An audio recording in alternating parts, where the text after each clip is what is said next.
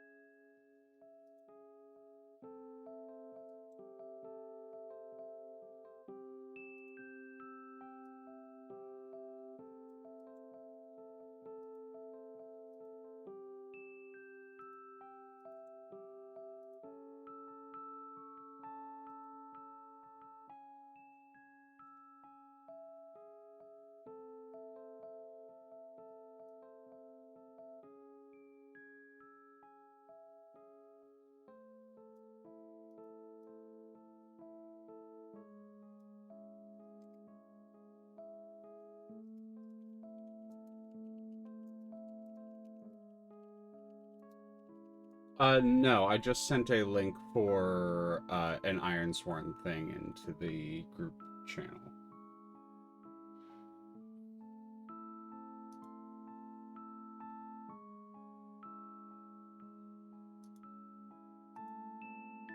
Okay, that should...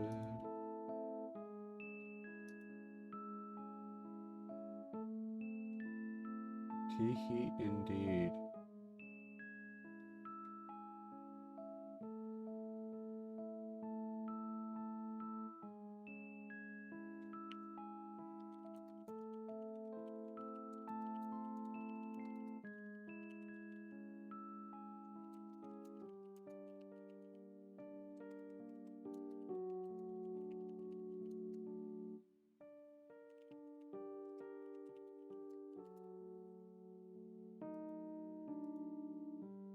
Gotta move you over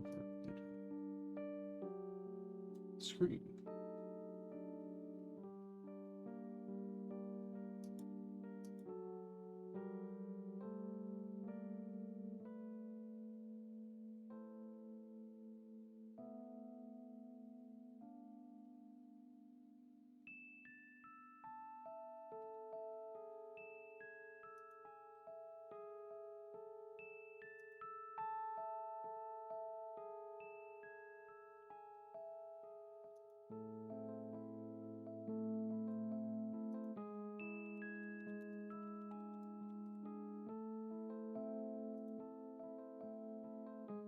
Well, my mods are here.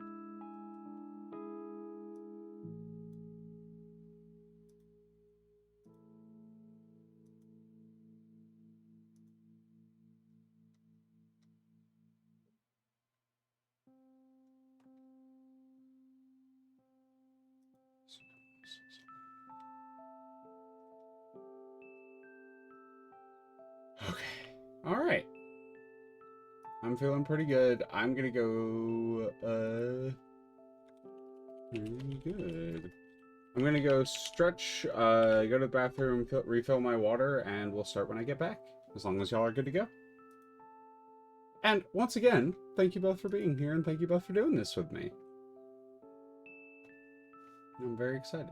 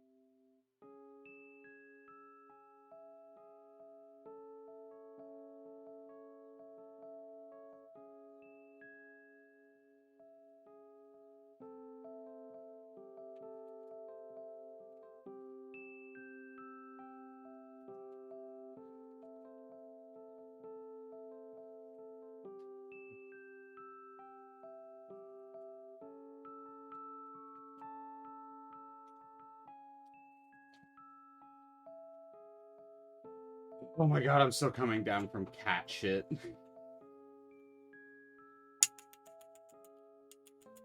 He broke my favorite bowl. It was shattered. He dropped so we have this big ceramic, like, jar to keep coffee beans in.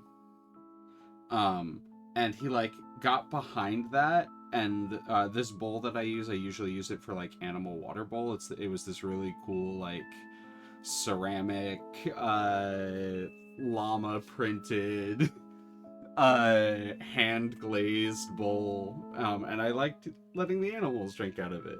It was easy to clean, and it was wide, and it was heavy so that it wouldn't, like, tip over easily. And he dropped the coffee thing on it, and it just shattered. It just completely shattered. I could maybe do the, like, gold repair thing, but I don't have the money for that. And it would be a lot.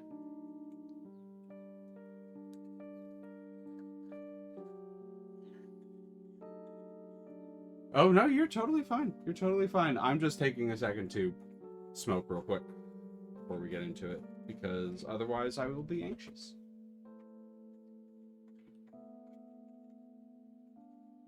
Oh, yeah, you're not going to be coming through on the stream. Am I coming through on the stream?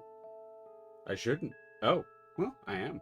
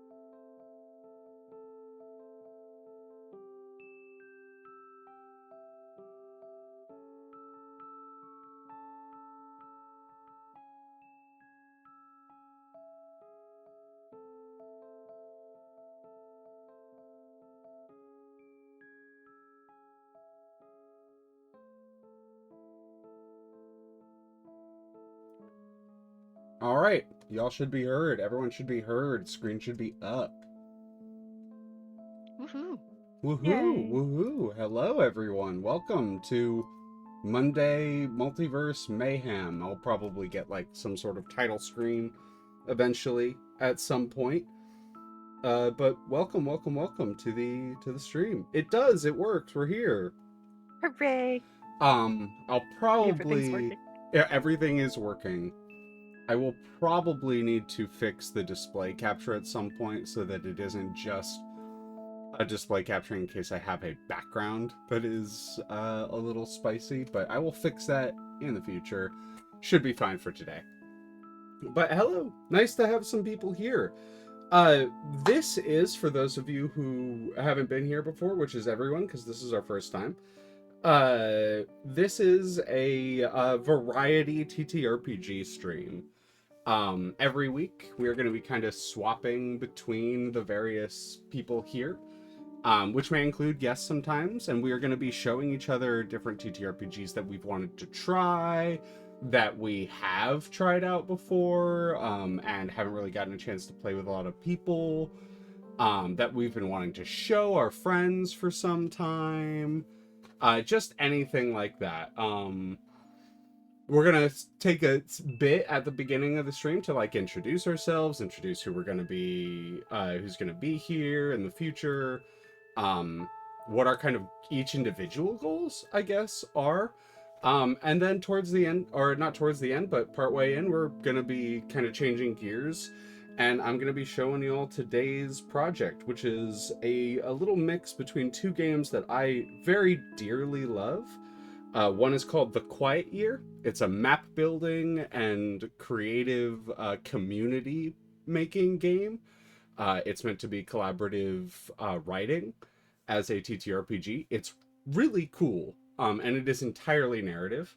And Iron Sworn, which is a very interesting, unique, I think, in many ways, fantasy-based TTRPG. The reason that it is considered unique, and has like a decent following, is because you can actually play it by yourself.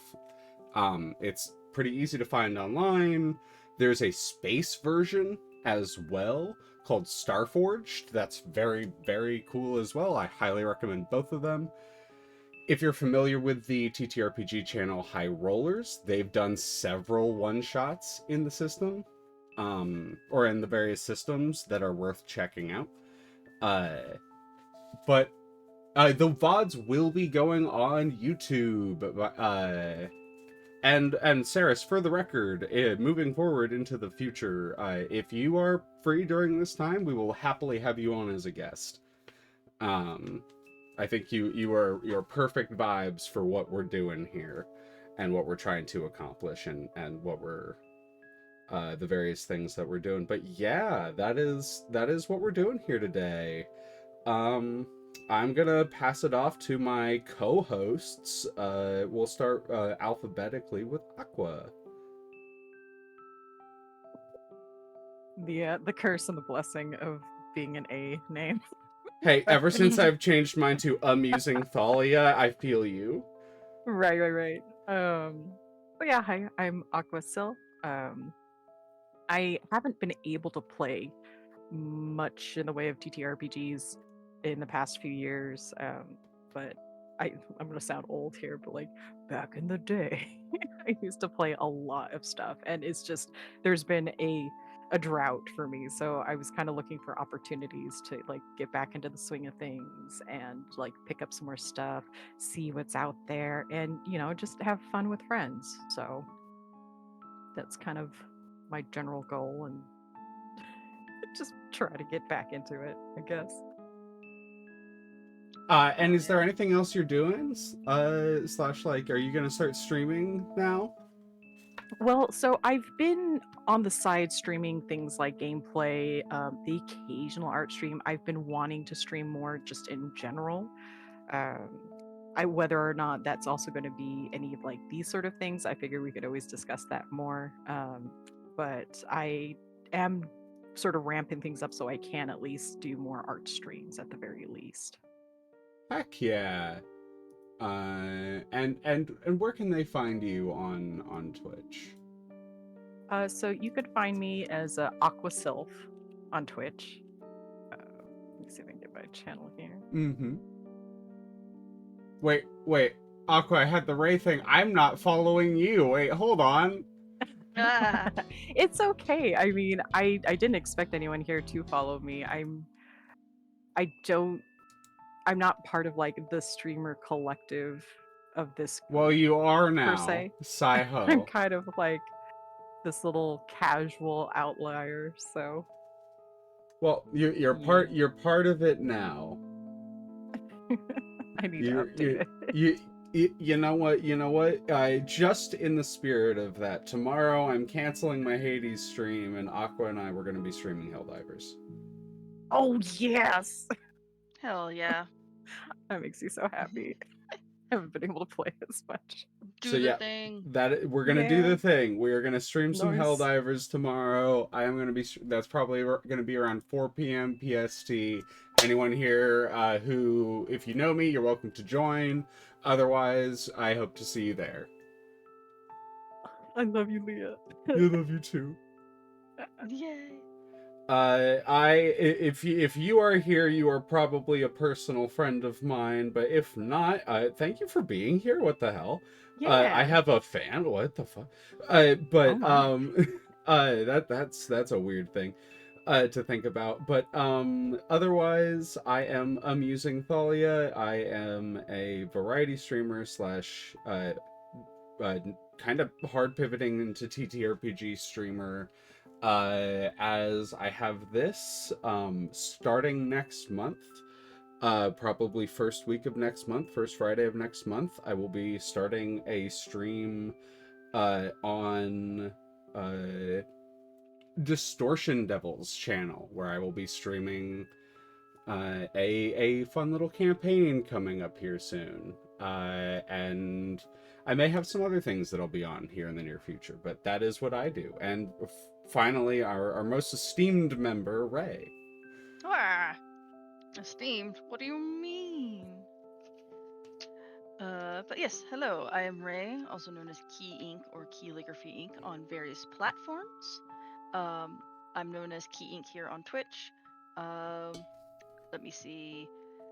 I do all kinds of art and stuff. Been very busy, but I've been also really just wanting to try like getting into more tabletop RPG stuff. So yeah, that's why I'm here, because I'm also trying to make my own. So yippee! Yeah, I was just like, hey, do y'all want to just do it? And I was like, Ray, do you want to just fucking do a stream? And Ray was like, hell yeah. And I was like, you know who we should get? Aqua, because Aqua doesn't get invited to anything, and that's not fair. Oh. It's not fair. Also, It's not. Aqua, you're gives some super really cool. great insight on I'm just a tabletop little RPG stuff. old lady. Don't mind me. Hey, wait. you have that generational insight. I'm turning I'm 34. like, What are you talking about? what was that? What? I'm turning 34. What are you talking about? Oh, it feels like I'm turning 43 this year. Oh, cool. We've got a whole God. fucking variety right now, because we have Aqua in the 40s, we have Ray in the 30s, and I myself am just graduating from the 20s on Wednesday. Oh dang! Oh. I am turning 30. I'm turning 30. 30s are good. Some people might fear them, but they're not that. I have heard that. I am suspicious because of the way of the world at the moment, but Well, I'm willing to give yes. it a try. Yeah. No, you should try it. It's you get to settle into kind of who you are after having gone through your 20s, and it can be a good time if you're open to it being a good time. Oh yeah, I've definitely been through that section. Been through the figuring myself out section quite a lot. Oh baby. Exactly. Would you believe I did not know I was polyamorous for like the first 24 odd years of my life?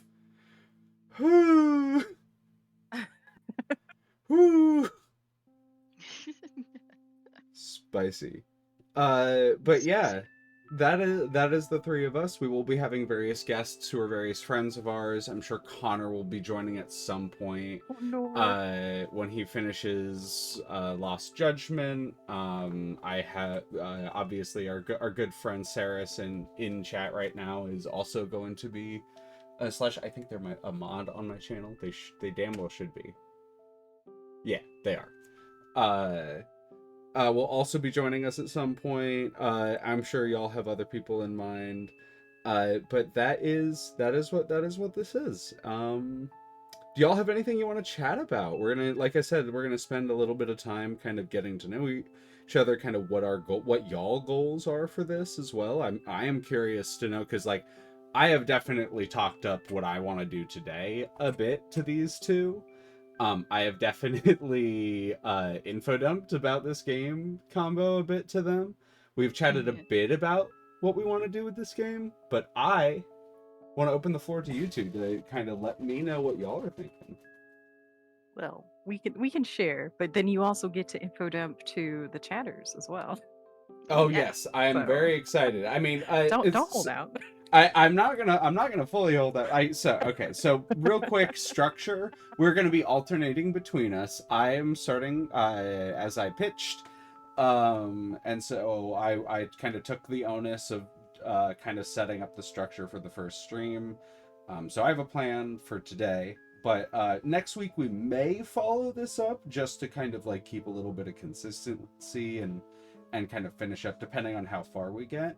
But after that, and or maybe next week, we'll see by the end of the session, we will be kind of swapping between the three of us, kind of introducing games to each other, or maybe just like returning to one.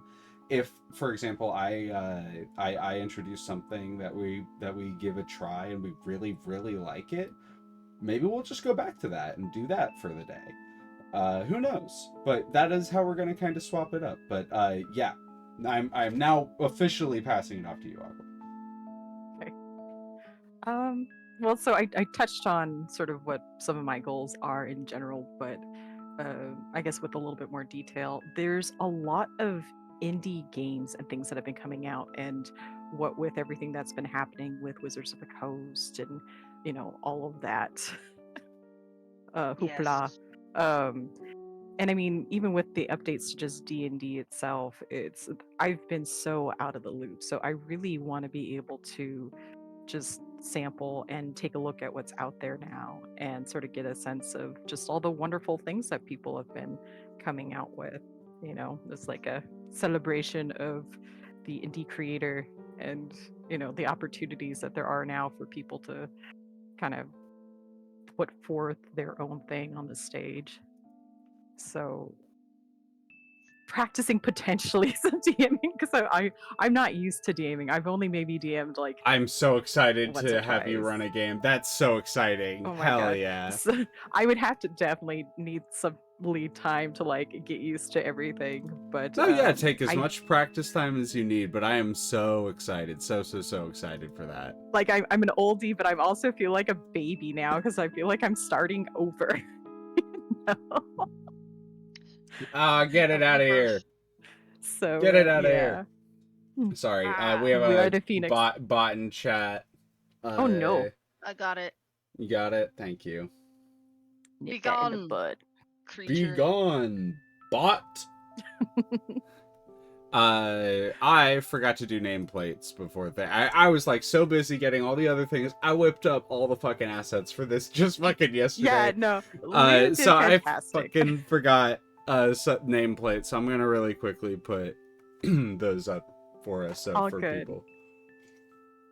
We are settling into things. There's only up. Mm-hmm. First stream. Exactly. First pull, it's okay. But yeah, there's other things that I've been looking at too, but I guess I'll have to sort of figure out with you guys how to show them, especially if I only have like the physical book. I'd probably need to see how I could a lot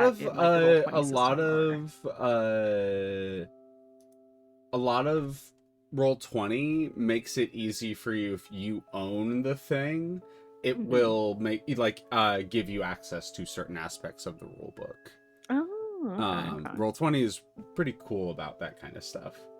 Yeah, I Yeah. used Roll20 back when it first came out, and it's been really neat seeing it just, improve and grow and I have cool used modules and Roll20 things. start to fucking finish. I literally That's so right when cool. it came out. And I have been here through the whole thing. I am a diehard Roll20 fan. I will defend Roll20 from Connor and Thero, who love to fucking hate on it. This website has been so fucking based. They have Yeah. outright refused any sort of AI. They have See, that deserves some recognition right and there. they do not. They were right out the gate. They were we will never. And they also out the gate were and we will also never force people to pay for the broad majority of our services. I've used their And that's subscribe fantastic. service. I love their subscribe service. I'm not currently subscribed to them. But at some point I do want to subscribe to Roll20 because I do like its advanced services. It's dynamic lighting's a little funky, but it's really cool. And even just the basic services, if you know it, you can get a little fiddly with it. It's kind of like OBS in regards to streaming. It's fiddly, but if you actually put the effort in to kind of learn it, it's really nice. Yes, and I feel the same way about Foundry as well, but that one takes a little bit more coding. Okay. It's I think okay, so Roll20 is like OBS, while there's a lot of modules out there and stuff like that to just help people who want to learn it, while Mhm. Foundry is a little bit more like Linux, where it's Yeah, just it's you can do where you're anything, doing it yourself. but It's technically better than OBS, but there's that barrier. You have to learn Linux. yeah. There's that barrier to entry there that's a little different. I still Yeah. haven't learned Linux yet. I probably will at some never point. have I. Yeah, but just to explain how that is, I it's just learned yeah, you can do everything Python here, for but some reason. For some reason, I learned V Python. Why? Why did I do that? you were wrapped into it. You were just All wrapped right. into it. I was. I'm into snakes. What can I say? Yeah. All right. There we Yeah. go. I gave us a kind of nameplates with Roll20. Okay. Hell yeah. But yeah, that's pretty much, I guess, the gist of what my goals are in general. Get more practice and just kind of have fun and play. But on to you, Ray. Oh yes. I am interested in just talking about various topics of tabletop RPG, giving a perspective of both 3.5 as well as 5e. Excited to give ideas and world building tips, but also maybe try out Vagabond, or at least discuss Vagabond, one of the tabletop RPG systems that I've been very excited about. Let's see, as well as try to figure out making my own system with various inspirations abound, and hopefully by what uh, Thalia is introducing to us, that I can expand my horizons even further on other tabletop systems. I'm really excited to show you Ironsworn. I think you're really gonna like it. I think it's very cool. In certain aspects of how it works that I think are gonna go really well with the kind of thing that you want to do. For example, there is a system in RPG Dogs. There's a system in Ironsworn called Assets that functions, that is a major inspiration for, and I know we've talked about this before, but I'm also for the stream, something that I'm doing for a homebrew system that I'm kind of like hacking, an apocalypse hack of mine that I've been working on for some time. I have these this system called tags and drawbacks that are used to describe certain abilities that give it a certain mechanical flavor and the ability to kind of be variable with it. And it's... Sorry, we had someone mowing their lawn outside. But it has a very similar thing where these assets, as it's called, are like kind of like feats, or akin to them in a way. And they have sort of like a very basic sort of description and understanding of how they work, but like a very easy to apply and sort of versatile and kind of broad mechanical benefit.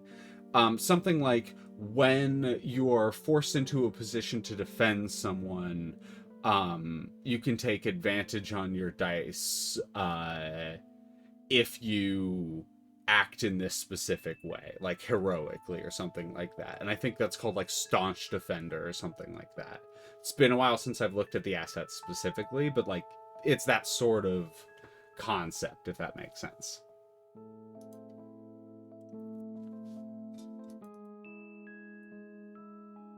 No, it sounds neat.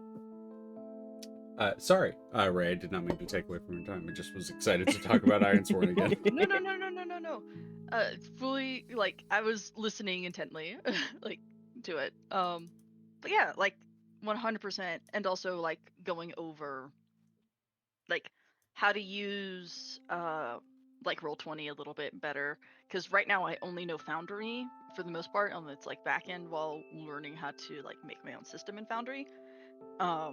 So it's just like I've been learning that, but I'd be happy to learn more about how to rebuild my system in Roll20. Oh, that would be very cool. That would be very cool. Okay, so I currently have up on the stream for if you want to see it there, but I can also stream it just to the two of you. Make that a little bit easier. So this is what I was talking about in regards to assets, where they're split up into into different sort of sections. Let me zoom in here. And if you ever want to make these into cards, you can actually do that. That is why they're set up the way they are, because you can front and back print them and cut them out. It's really clever. But you can also do that in Roll20, by the way. I've done that before. Sorry. No. I'm like, yep. I'm fully agreeing. Don't worry about it. I think that's exactly the kind of thing that we want to show off. But it's split into sections. So it has companions, paths. Paths are kind of like, almost like story beats you go down, that you choose for your character, that are like sort of akin to backgrounds or like story choices you make for your character as a part of the game moving forward. And then they have things like combat talents or rituals being spells, and some of the rituals are like shadow walk, and it gives some basic abilities. As above, you may also travel along hidden paths of the shadow realm to undertake a journey using shadow instead of wits. And shadow, like if you had a better shadow stat, shadow being one of the casting stats in this game, you would be able to use that instead of wits in order to undertake a journey. Undertaking a journey being one of the like moves you do in the game.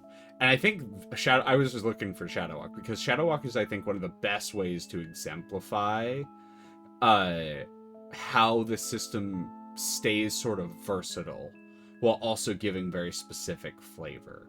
Like when you perform this ritual, add a +1 and take +1 momentum on a hit. I'm like, that's really cool. That's very clear exactly what it does. It gives a very obvious and direct mechanical benefit. But it also has a lot of flavor behind it and the versatility of undertaking a journey. Undertaking a journey can be traveling to the place you're going to, can be surviving the wilderness, can be traveling along a long road, can be just like the start of an epic. Like in Lord of the Rings, it would be getting to Bree is undertaking a journey. But yeah, and the combat talents keep the same sort of versatility about them. Shield Bearer, when you face danger, when you clash, it gives small benefits. If you're using a shield, does the same thing for like Skirmisher or Long Arm, kind of does similar things for the various like flavored weapon styles that someone would want. Sunderer, Swordmaster, Slinger, Thunderbringer, Augur, etc. But yeah, Sounds Okay, kinda neat. okay. so we Oh. will be getting to the point where we get to pick these for our characters.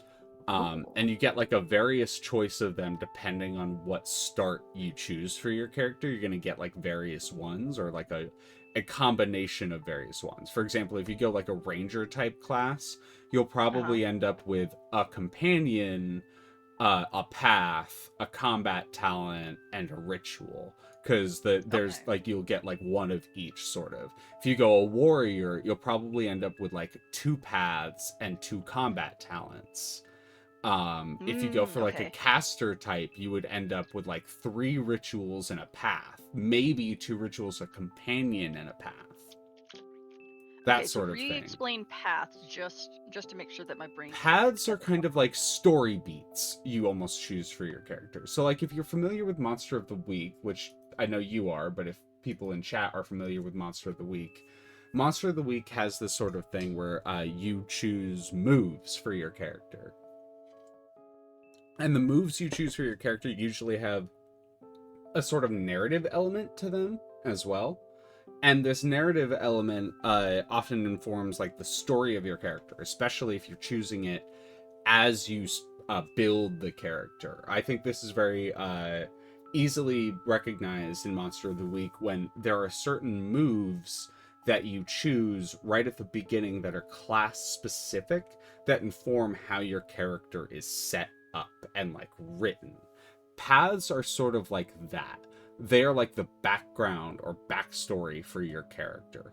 You can take them as like during a game as part of like a story beat. For example, one of the main mechanics of this game is called oaths. That's why Iron Sworn is the name of the game, because you swear an oath on iron, and that is like a mechanic of the game. Oaths are generally at the beginning of the game. I think you have 1 major and 2 minor oaths. When you fulfill an oath, you get to advance your character in some capacity.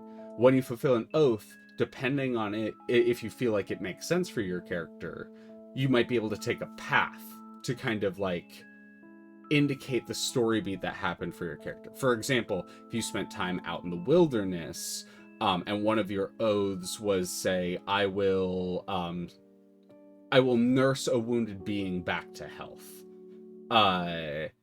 You complete that oath, you would then maybe take the herbalist path here. When you attempt to heal using herbal remedies, when you heal a companion or ally, when you make camp, that kind of things. Those are moves that you get to do, and those are times when that move would get benefits. And you take that as part of like a sort of story beat when you advance your character, if that sort of makes sense. So the paths are the like kind of story based ones, the like character narrative based advancements. Okay. I think there's a fine line between paths and like combat talents to an extent. Combat talents are very specific. They're like, combat talents are almost like paths, but very specific to them functioning in a fight. Okay, so like the paths are like the form, but the combat paths are the function. Yeah. These are like, think of paths almost like flavor feats or out of combat feats or utility feats. Okay. And they often have like a narrative element to them. For example, here's a path: empowered. When you sojourn or score a weak hit or miss, you may claim the rights of hospitality. So that is title and lineage. Yep. This is like you are some sort of ruler or nobility or recognized authority figure of some kind. You would probably take empowered. Hello, dog. You would probably take empowered at the beginning of the game, but you could take it as part of a story element. Same with like fortune hunter or improviser. These are like they have like a sort of flavorful character element to them.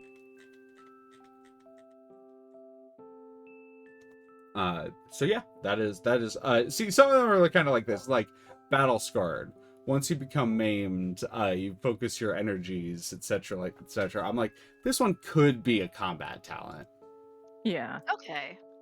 But it's a path. but it's a So, like, path. Okay. so you can see any class really having a battle scar. And I think that's how I visualize it all. Yes, Like, that's a good way. It would be relatively easy for a caster class to get battle scarred, and it still makes sense. The combat talents tend to be more actual, like martial training. martial sort of feats that are you tend to get more of them if you're a more martially oriented character. Okay, cool.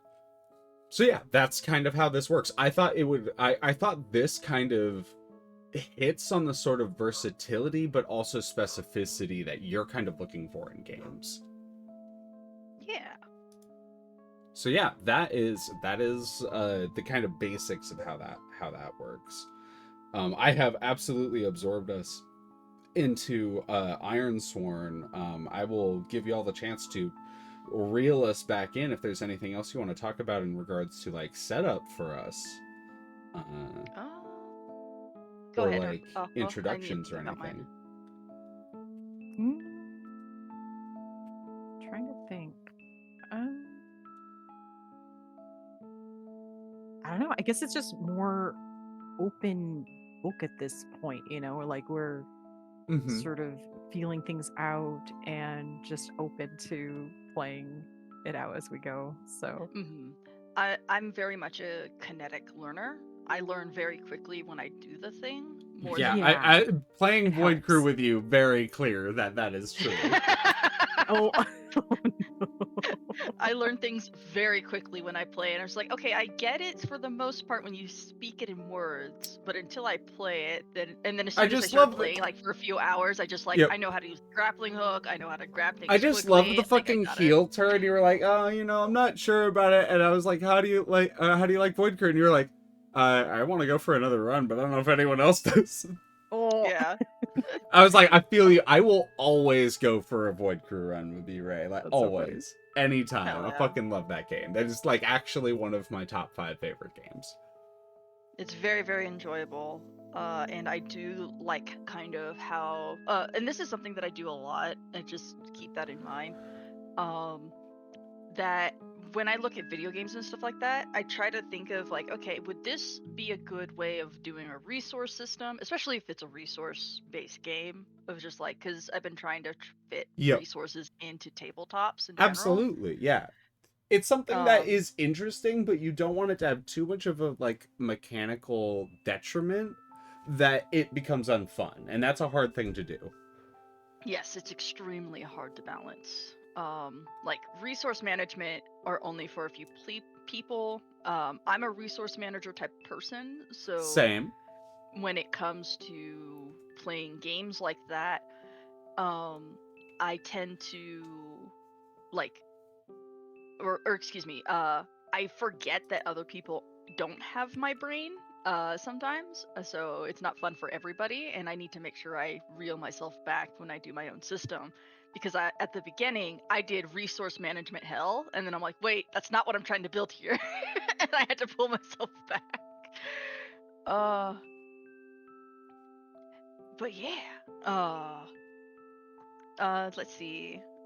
But yeah, so far it seems very interesting. I'm excited to see. And I've only touched on the Ironsworn section of things, I haven't even gotten to the Quiet Year or how the two of them mix together. Hell yeah. Because it's so chef's kiss. It's so fucking good. Okay. In that case, I am going to fucking dive us right in. I'm gonna pull up the Ironsworn rulebook. I have all of this officially, by the way, just as an aside. I love to support indie TTRPG creators. I got this content a long time ago. I'm a big fan of theirs. Okay, good. It is showing the Ironsworn rulebook, not just the things. I don't have to pull up a different stream for y'all. Hell yeah. That makes my life so much easier. Yes, streamlining. Yes. All right. So Ironsworn rulebook it's a chunky book, all in all. But there's a big it's like 200 and something pages, but there's a big reason why it's so chunky. And it's not because the game itself is complicated. The game itself is pretty easy, like simple as far as like the actual mechanics to go. Okay. It has some it does the thing that I love in games where it has that like little bit of crunchiness to it, but is also can be simplified depending on who wants to play the game. Okay. So pretty much everything in the game can be summed up in the first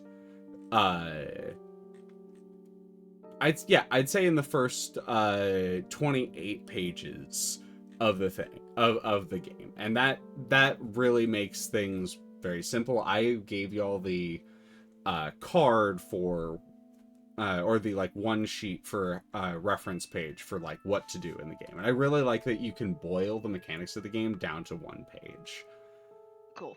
Yeah. Because like that's something that I've been really interested in with certain systems is like, do we really need a giant hodgepodge of rules to have fun in a tabletop system? And some people love their crunch, and I used to love crunch. And here's where the crunch comes in, and it can be simplified, and that's why I really like it, is from after page 28, it hits your character. Character basics are done in 5 pages. 6 if you include vows and bonds. So like 6 pages. Easy, smooth. It has 1 page for each of the stats and how they function. Love it. Easy. Then you get into assets. And it describes how assets work and how you upgrade them. And then from then on out, there's like a little section on how to do moves and like what the different moves are. And I love that it gives more detailed description of them, not just like the basics, like if you want to go into it more. But all of this is optional. All of the move section, that's all pretty optional, because it describes them earlier. This is just the like, you only need the first page. Making moves, adventure moves, etc. You only need the first page of all of them. It just goes into detail if you want it. And then everything after that is just like, or that whole section in the middle is just assets. It's just like, if you want to make your character kind of deep mechanically, you can. If you really want to get into all the various assets, you absolutely can, but you do not have to. Right. Which I think is really great. The move section relatively explanatory. Each page will look kind of like this, where it's very simply laid out. This is what endure harm is. This is what happens when it happens. You roll this. These are the consequences. And every single page is like that, where it's just like it very extremely cleanly laid out. Moving past all of that, the reason why the book is 200 and something pages long is from 111 to 200 and something, it's about world building for the character. Gotcha. And all of that is optional. It's just like, if you want to dive into the kind of flavor of Ironsworn, that's how you do it. Gameplay in depth. It's absolutely beautiful. I really love it for that reason. But now we're going to get into the reason why the Quiet Year and Ironsworn go so well together. When you go to the Ironlands and you start playing Ironsworn, you do something called Your Truths. And I have taken this and put this in a lot of different games that I have played, because Your Truths is such a good mechanic. This is the Ironlands. Welcome to the Ironlands, everyone. So we're just diving right into it. This is the Ironlands. There are 9 major regions within the Ironlands that we are currently that we have access to. Is there a lot of iron there? We'll get to the iron. The iron is very interesting. Oh. The Berry Islands, the Ragged Coast, the Deep Wilds, the Flooded Lands, the Havens, the Hinterlands, the Tempest Hills, the Veiled Mountains, and the Shattered Wastes. They're all kind of marked akin to their thing right here. First thing we're gonna do is choose one of these to be in. And there are 2 ways that we can go about this. We can pick whichever one sounds interesting. If we want to do that, I say we each pick one. And then we roll between the 3 of us. Or we can just roll a d10. What do y'all want to do?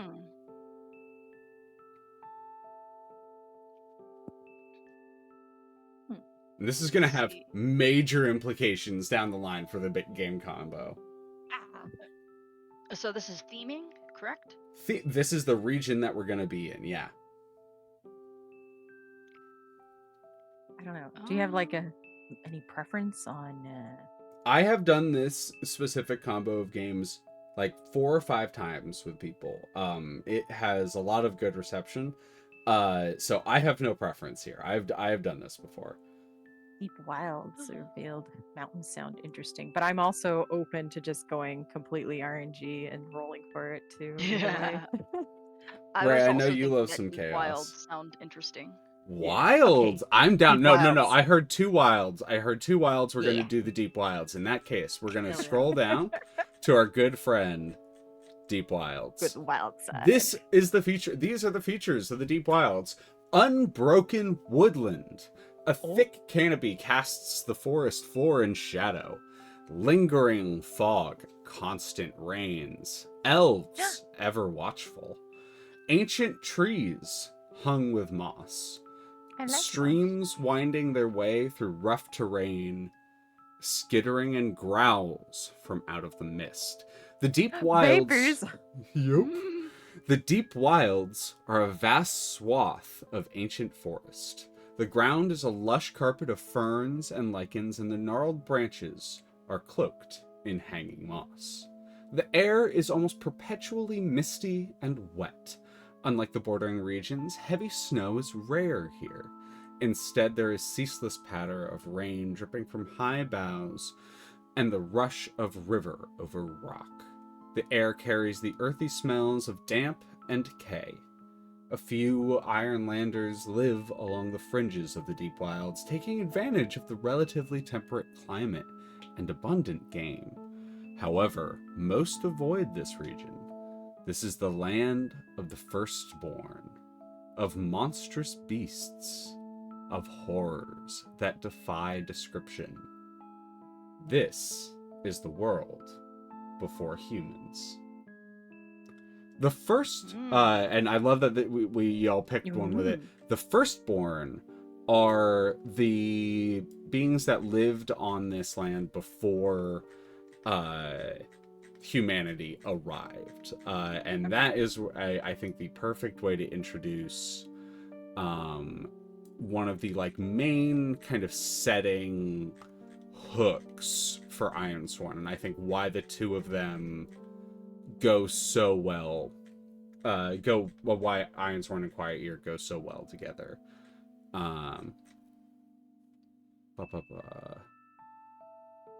Okay, we are gonna get there. I just wanted to double check that there is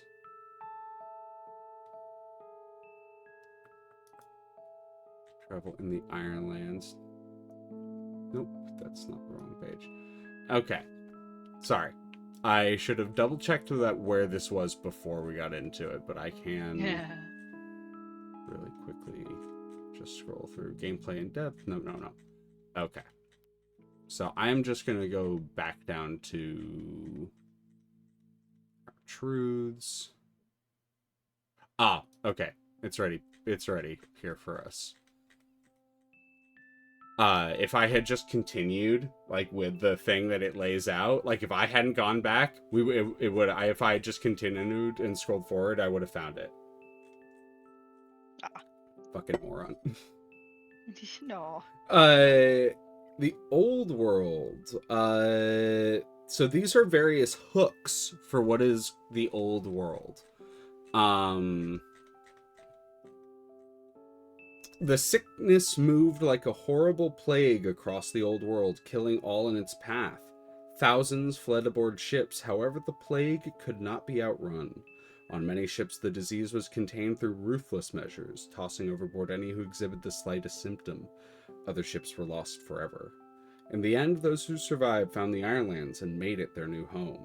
Some say it will be forever cursed by those we left behind. Quest starter. A settlement is stricken by disease. Although the sickness bears some similarity to the old world plague, it doesn't kill its victims, instead it changes them. How does this disease manifest? Why do you swear to seek out a cure? We don't have to do the quest starter, that's just a suggestion. I do think we should choose an old world. And I think I love suggesting the sickness, because the sickness I think gives the best understanding for what the point of the old world is. This is meant to be, we are forced to, the humans were forced to leave from wherever they were and are now, and had to escape to the Ironlands. One of the other suggestions is the old world can no longer sustain us. We were too large in number. We had felled the forests. Our crops withered in the barren ground. The cities and villages overflowed with desperate, hungry people. Petty kings battled for scraps. We cast our fate to the seas and found the Ironlands, a new world, a fresh start. The last one, the warrior clans called the Skuld invaded the kingdoms of the old world. Our armies fell, most were killed. Those who escaped set sail aboard anything that would float. After an arduous months-long journey, the survivors made landfall upon the Ironlands. I don't love that one. I think that one's just a little bit too basic. Mm-hmm. But this is also, like, open for y'all. We are establishing the truths of our old world right now. Y'all, if y'all have any and this is where part of the reason I love doing this with people is, especially like creative writers, is you can just fucking suggest anything here. Let's see. Like in suggesting like what the old world is, or just what's in it, or what the old world, why, I think the main hook for the old world is we have to figure out why we were forced to leave and why we were forced to abandon the world that we lived in before. And assuming that the world was in some capacity either destroyed or is no longer sustainable or is no longer safe for us to go back to. Like, we have lost a lot of like the heights of our sort of greatness of what was our civilization. This is the remnants of humanity that has escaped the calamity, quote unquote. What is our calamity? What is our old world? I kind of vibing towards sickness, but that's me. I've always done sickness. I really liked sickness. I actually forgot that you choose because I've always done sickness. See, because I was gonna say you could do sickness, or depending on what kind of sickness, like maybe there was some sort of a blight that like destroyed Oh, kind of the mixing the majority of two, crops. of them. It wasn't a Yeah. sickness for us. It was a blight that just destroyed the lands. I like Yeah. that. I like that. Going kind of Origin, if you've ever seen that anime movie on us. I have not. It's a I don't weird believe I have movie. either. Blight that destroyed the old that ravaged the old world.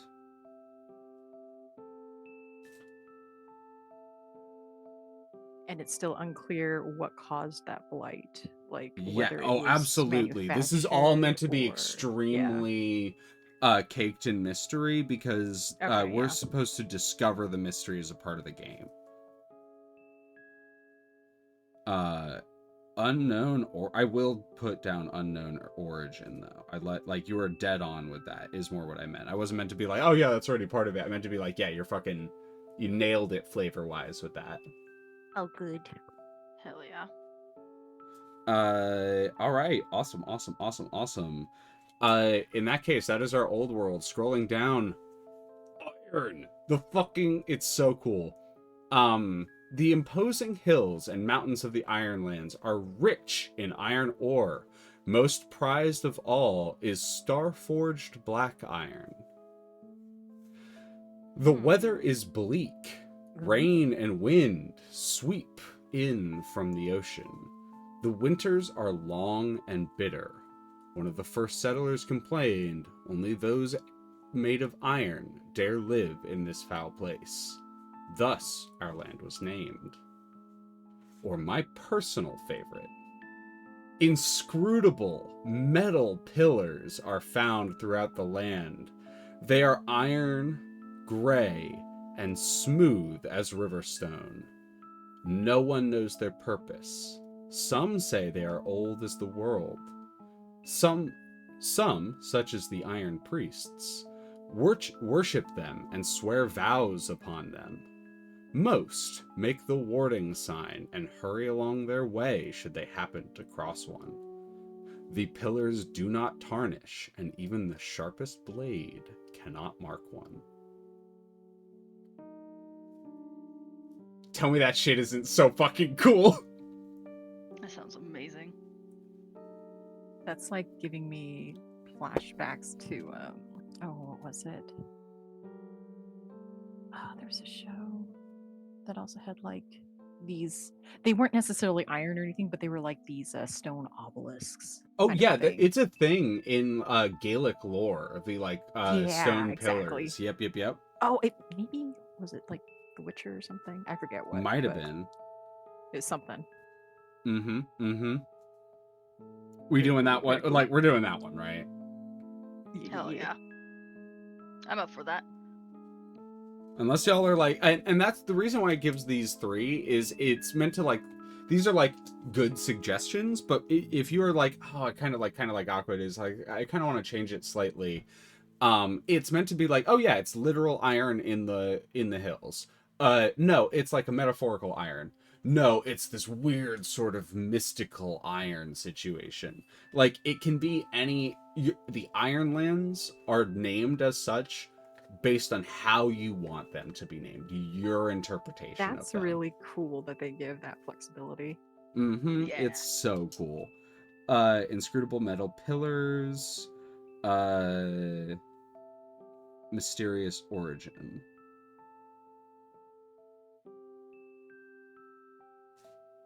I think this is just something interesting I'm noticing in us is sometimes in Gaelic or Welsh mythology, Fae and or the fairy and or the first world are seen as like bastions of a time before humanity, and one of the ways to limit the power of the Fae and the first world are iron nails that you would drive into Gotcha.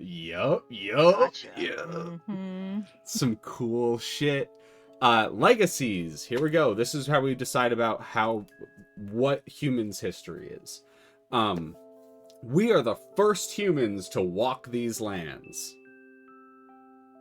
Oof. Or other humans sailed here from the old world untold years ago, but all that is left of them are horrible bestial creatures that are known as the Broken.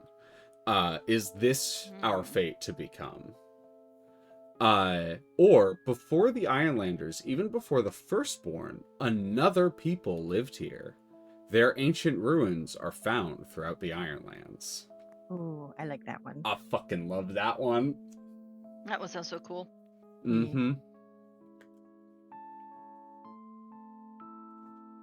Put a pin in it. Yep. I'm writing this down on my on my little notebook, and then when I will like refer back to it when we get into the quiet ear. Nice.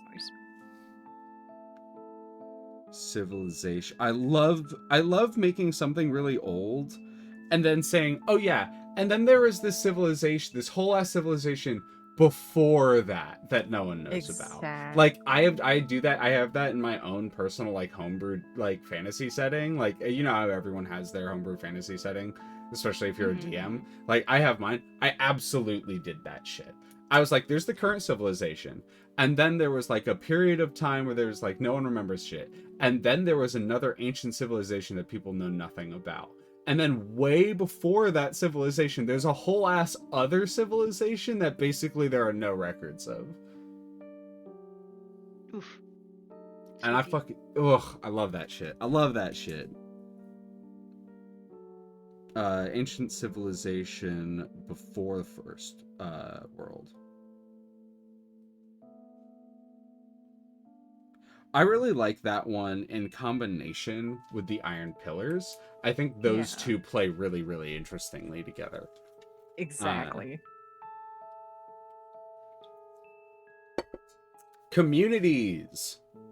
We are few in number in this accursed land.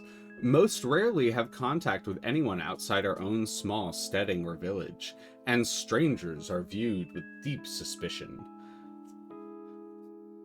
Or, we live in communities called circles. These are settlements ranging in size from steading with a few families to a village of several hundred. Some circles belong to nomadic folk. Some circles might include a cluster of settlements. We trade and sometimes feud with other circles. Or, we have forged the Ironlands into a home. Villages within the havens are connected by well-trod roads. Trade caravans between settlements in the havens are those in the outlying regions. Trade caravans travel between settlements in the havens and those in the outlying regions. Even so, much of this land is unexplored. Leaning for like that second and third one. I'm debating. I'm a fan of the second one. I love the sort of like kind of spread out disparate communities. Yeah. I kind of like the third one, but like I feel like I want to almost mix the two just a tiny bit. Right. Ooh, okay. Let's do that real quick. Okay. I do not want us to be in the havens, or what would be known as the havens. Yeah. So I'm gonna go back up to the beginning real quick. I'm gonna scroll down. I'm gonna find us our characters, experience, moves, our world. Okay, regions. Havens is 5. So we are actually right. If you look here. This is 5. This is where the Havens is. It's this big sort of plains area. Gotcha. And we are in the Deep Wilds, which is this big wooded section right here. Okay. Which means we would technically be in the sort of outlying sections. I am 100% down to make it like we're in the beginning stages of the havens being sort of like populated. Okay. Like there's still a little bit like, because I imagine we sailed here, right? Like that's how humanity got here. So like it's Yes. still pretty like stuck on the coast over there. And there's like moving inward, but we are like right in on the edges of the deep wilds, and we're one of the furthest settlements in. And anything past the coastline, that those are circles that sort of like interact and feud. And the coastline is this sort of like much more well-established population of people. Mhm. Is that Which kind of makes what we're sense. thinking? I definitely kind of want to be a little bit nomadic, but like also still establishing places almost. But that's something that I've always. Oh, we personally, when we play Ironsworn, we can be nomadic. Okay. We are writing right now a like settlement to base our story around a little bit. Gotcha. If that kind of helps with conceptualization. And I wouldn't worry about being like, oh, but it's only one settlement. Like, I wouldn't worry about that. That's where the quiet year comes in. Gotcha. So yeah. So we can kind of like mix all three of them in that case. Okay. I'm up for that. So one second. Let me find our world, our truths, communities. All right. So kind of mixing all three of them, it would be, so how does this sound? The Havens are a kind of like well-populated, well-established group of settlements. And outside of the Havens, various circles of people travel either nomadically or create small settlements in the various outlying areas in order to find other safe places to create settlements.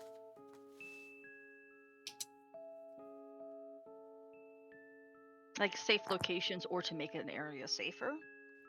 I'd like to like find a place to that would be like safe to create a like small settlement. Yeah, we're Okay, like yeah. pioneering basically. Pioneering, Like, yeah, that's it. Mm-hmm. Yeah. Essentially, like exploring with the intent of creating a homestead or like starting a small town. I like that. And so like the circles are the groups that like travel out from the havens, the safe place that is the havens, and they vary in size. And those circles like travel out, and some of them just maintain sort of like nomadic life and then like bring goods back to the havens, and some of them are like looking for homes to settle in or like a place to settle outside of the havens for various reasons, whatever reasons are theirs. All right, cool. I like that.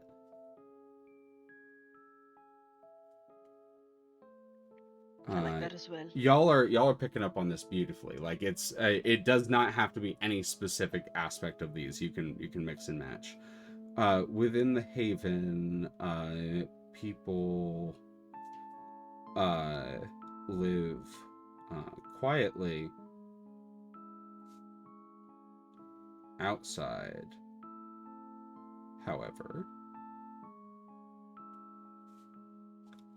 circles, I like that term, of people travel searching for goods, searching for goods, supplies, or a place of their own to settle. Yes, that works. For goods, I like that a lot. Yep, that makes a lot of sense. Supplies or their own home to settle. Lovely, amazing, wonderful, superb, spectacular. Leadership, either Leadership is varied, is as varied as the people. Some communities are governed by the head of a powerful family, or they have a council of elders who make decisions and settle disputes. In others, the priests hold sway. For some, it is duels in a circle that decide.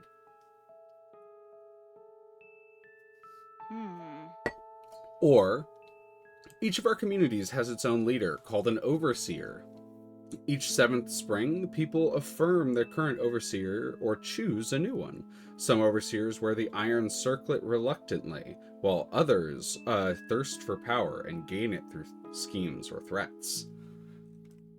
Or, numerous clan chiefs rule over their petty domains. Most are intent on becoming the one true king. Their squabbles will be our undoing.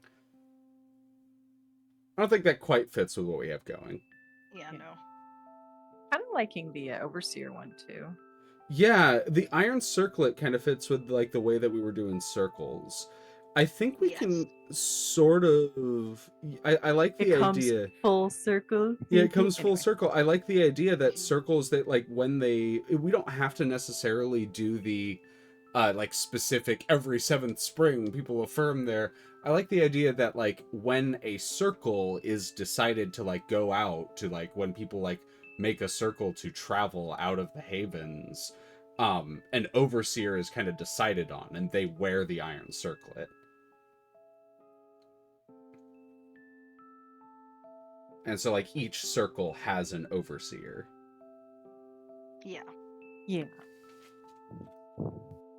I like the idea that overseers are kind of specific to like the circles that are traveling outside of the havens. The havens probably have their own thing going on. Because Exactly. like every region should, or at least it would feel like they should have different like commands and set like importance of like in one place it's like good to have a battle leader that keeps a fortress if there's a bunch of monsters around the area, while another one is like more diplomatic because they're in a trade area, you know. Like it It makes sense depends for on the overseer. goal of the circle. Yeah. So like if it's a more trade oriented, like if they're traveling from place to place, gathering like uh you know, seashells or whatever from a faraway coast, or like getting or logging or whatever, like that kind of group, they would probably want like a more logistical overseer versus maybe like towards the deep wilds, kind of where we are, you would want more of like a militaristic one who's good at fighting and like good at commanding the circle to like defend themselves. Yes. I like that a lot. Are those that govern the circles outside the haven. Circles outside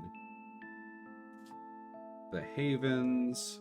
I like to think that within the havens, it is a complicated political mess. Yes, that's kind of like what I was thinking, especially in terms of civilizations as they are in general. Like when some get more established or when they grow, things can get more complicated. Yep, yeah, and outside it's much more simple. You just have like the overseer situation. Yes. Yeah, they're doing what makes more sense for them. Kind of like hey, how, we're trying to survive. We need kind of like how someone who judges knows their function. shit. I love Yeah. that. Yeah. Defense. Here in the Irelands, supplies are too precious and the lands are too sparsely populated to support organized fighting forces. When a community is threatened, the people stand together to protect their own. Or, the wardens are our soldiers, guard, and militia. They serve our communities by standing sentry, patrolling the surrounding lands, and organizing defense in times of crisis. Most have strong ties to their community. Others, called free wardens, are wandering mercenaries who hire on to serve a community or protect caravans. I really like that one. I've done that one a few times. Or, our warbands are rallied to strike at our enemies or defend our holdings. Though not nearly as impressive as the armies that once marched across the old world, these forces are well trained and equipped as their communities can manage. The banners of the warbands are adorned with depictions of their old world history and Ironland victories.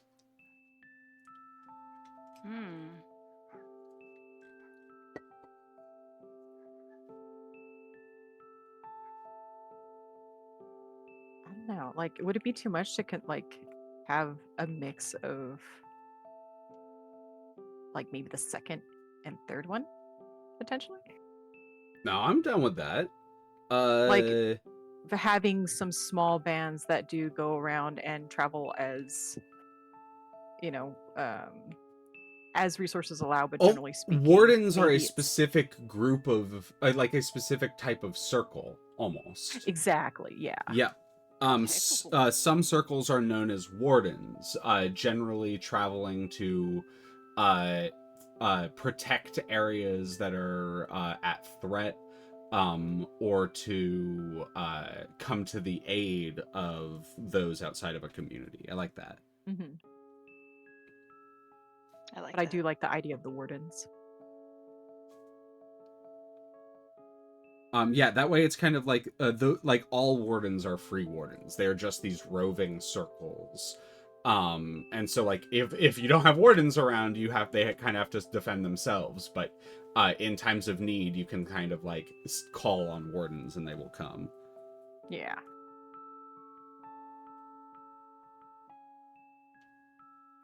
Wardens, groups of warriors. Ooh, I like this. Groups of warriors sworn on iron to protect the people of this land. There we go. It's the Iron Men. Mm-hmm.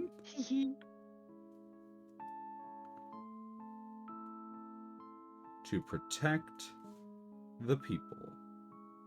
All right, and we get to a lot of people's favorite section, mysticism.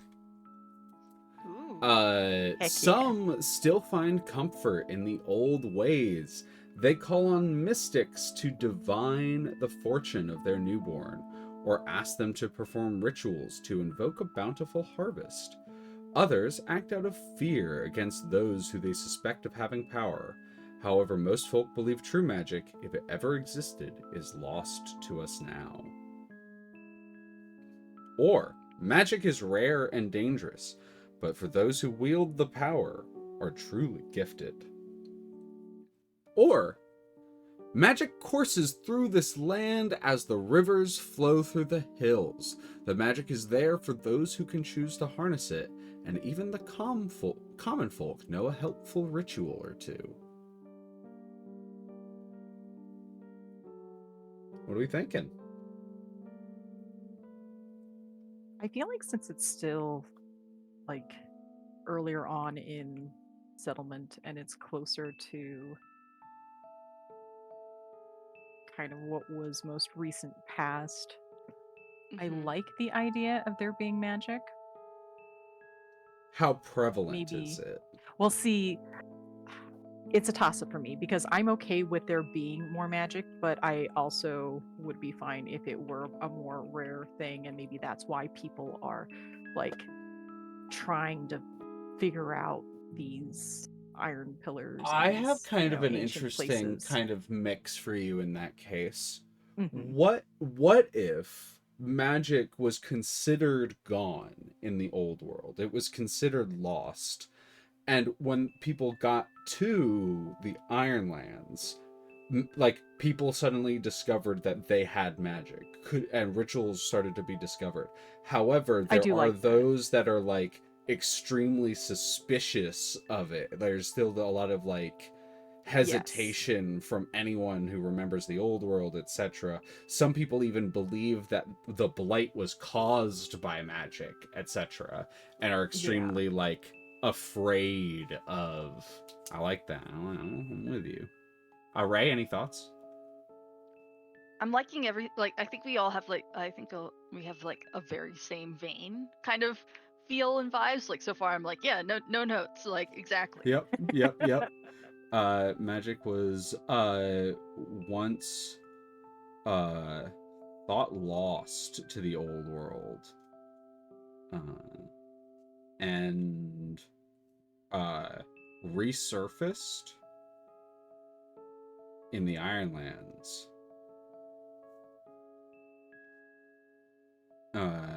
Now Now it is common, but many are suspicious. I love that. Yeah. But many remain suspicious. So that adds a nice little twist to it. All right. Heck yeah.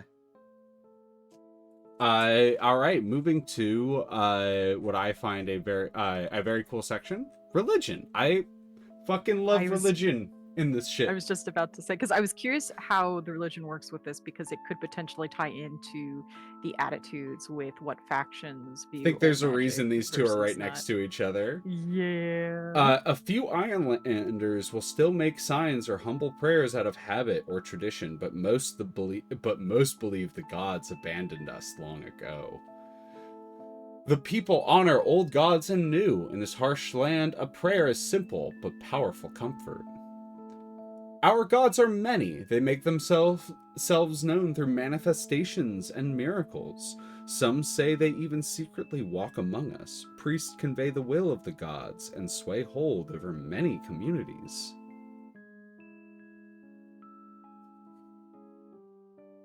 Where are we going? Might need to repeat that for me, only because I got distracted by a message I just got. Oh no, you're all good. A few Ironlanders will make signs or mumble prayers out of habit or tradition, but most believe the gods long ago abandoned us. The people honor old gods and new. In this harsh new land, a prayer is simple but powerful comfort. Or, our gods are many. They make themselves known through manifestations and miracles. Some say they even secretly walk among us. The priests convey the will of the gods and sway hold over many communities.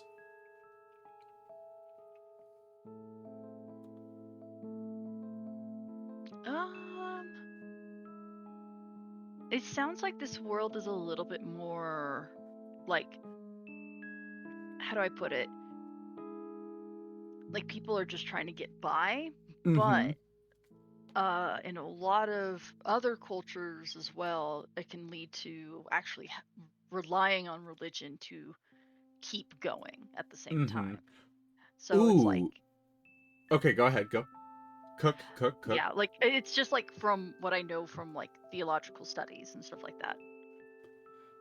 I think kind of bouncing off of that, what if within the havens, the like there is like a decent amount of like religion, like there's a like people honoring the old gods and the new, that kind of thing, but like out in the, or maybe it's the reverse. Within the havens, people are like not particularly religious, but out in the circles, people have sort of like offer prayers and that sort of thing. Could I also offer? Yeah, no. Hit it up. A smack roll. Potentially there being the different factions, as in the old world versus the new world gods, and then of course factions in between who feel like so within the havens, people cling to the old gods, believing that they protect them in this new land, but the circles traveling outside know that the new gods, or the gods of this new land, walk among them. That kind of thing. Like that, or I think depending on how you do it, like perhaps some of the gods from the old lands aren't as strong here. Or, I mean, this is how we do this. This is our story. Yeah, so yeah. Aqua, you cook. Like, what are you thinking? Yeah. Well, so like potentially older gods don't have as much strength here because there aren't as many people here who necessarily worship them. So in the newer land, the new god, quote unquote new gods, like they're the gods that have existed there for a much longer time, even if they were ancient, or maybe there's even some that were, literally ancient and slumbering, So or almost like heated debate exists between those that worship the gods of this new land and those that cling to the old gods.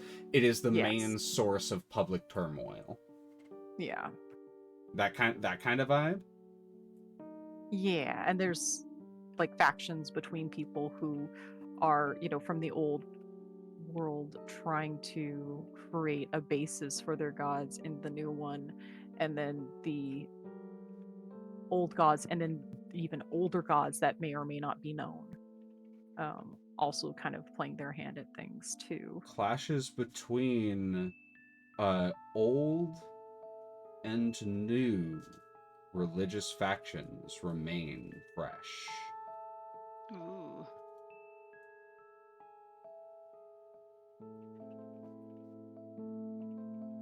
But a lot of them, like the new gods, I feel like there might be some that are steeped in mystery only for the fact that there's still so much area that's unexplored. So we're finding it's not as well known. Temples from both the first born and this like previous civilization describing gods that were otherwise unknown. And some people believe that no, it's the new gods are protecting us, and some people are like, no, it's our old gods protecting us. And like it's like a conflict of like, but the old gods didn't protect us when X, Y, and Z happened. With the blight. And it's like, how do you know that we survived? We made it here, like maybe they were holding off the blight for us to escape, It's just yep, that kind of How thing. did they justify it? And I think that is all described. Clashes between old and new religious factions are fresh. Firstborn. The Firstborn have passed into legend. Some say the remnants of the old tribes still dwell in the deep forests or high mountains. Some believe they were never anything more than myth. The Firstborn live in isolation and are fiercely protective of their own lands. The Firstborn hold sway in the Ironlands. The elves of the deep forests, the giants of the hills tolerate us and even trade with us, for now. Ironlanders fear the day that they decide we are no longer welcome here. Firstborn are anything that would be traditionally Fae. Goblins, dwarves, fairies, giants, dryads, elves, anything like that. Gotcha. I love that. More of that, please. Give me that. Which give me that. one? No. That's a hard decision. I kind of think so. What we've been doing a lot is mixing two of them, and I really like that. I think that's a good way to go. I think we can mix the second and the third one. Firstborn live in isolation and are fiercely protective, and they hold sway in the Ironlands. I think it depends. Like, some Firstborn are friendly and willing to trade, whereas others remain suspicious of of humans bringing the blight to this land. I like that. Yeah, I'm down for it.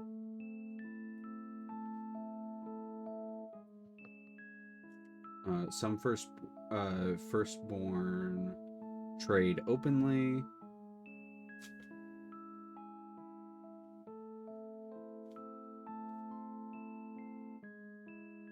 While others are suspicious.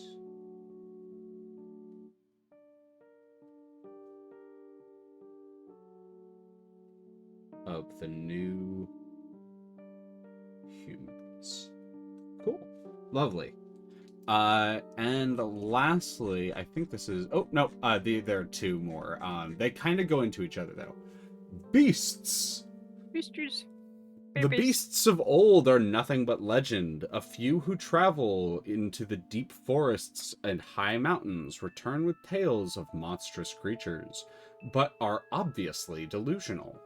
No such things exist. Monstrous beasts stalk the wilds of the Ironlands. Or, beasts of all sorts roam the Ironlands. They dwell primarily in the reaches, but range into settled lands to hunt.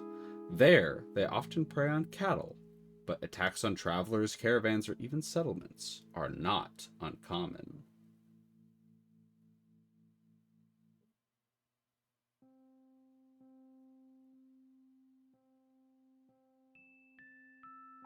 What are we thinking?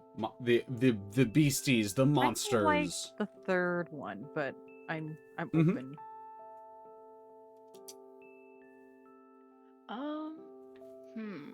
Or the second, either way. I kind of like the second one. Okay. Monstrous Have the beasts wild stalk the areas be wilds. extra wild because they have the beasties as well. Yeah. Yeah. And I think we'll add varied and monstrous beasts.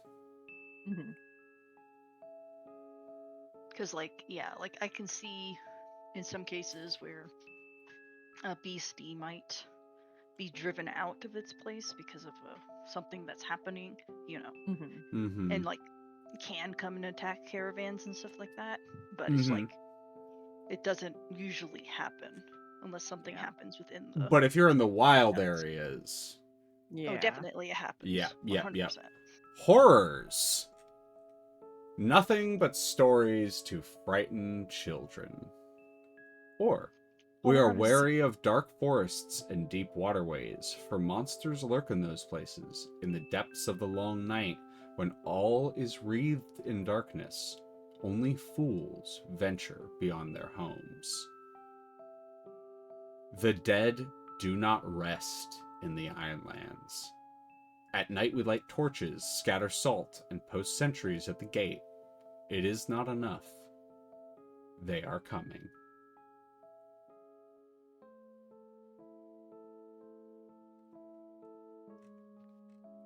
I'm up for having no undead, but that's just me. I'm up for having no undead. I just love that one. That one is so fucking ominous. Like, I'm just like, I just, there's something about the way that one's written that is like, I normally do not really fuck with the undead super hard in fantasy settings, but the way that one's written, I'm just like, hell yeah. No, that sounds fun. But no, we do not have to do, no, we don't have to do, undead. Ray, what are you thinking instead then? I was thinking the first one where it's just like they don't exist. That's what I assume with the Or first they're one. Okay, gotcha. story. Horrors are not just undead. Okay. Horrors are a specific type of creature within the setting. Let me find the horrors.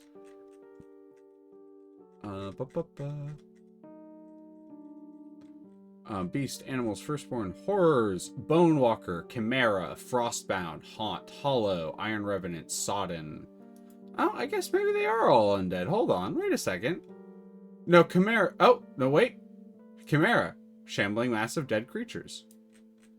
Frostbound, mummified, desiccated flesh. Okay. Okay, you know what? I think I may have been wrong. I thought these were.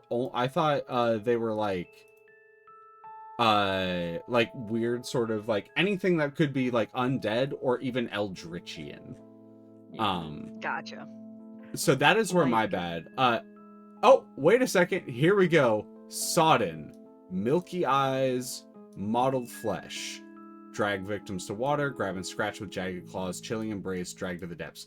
Okay, so there That's is drowned. some Cthulhu shit. Yeah. I see, and I was taking the interpretation of they're just stories as like at face value. Like it doesn't necessarily mean that they don't exist. It just means that the normal person sort of dismisses that they might exist, whether they do or not. Like they're such a rarity. Yeah. Like, All right. Yeah. So I'm down with nothing. Or they haven't been but seen in such a long time that they assume that. All right. it's I'm just gonna do the something. youngest. I'm kind of mix the like pros of the last one with the first one. Mhm. They are nothing but stories to frighten children, right? right.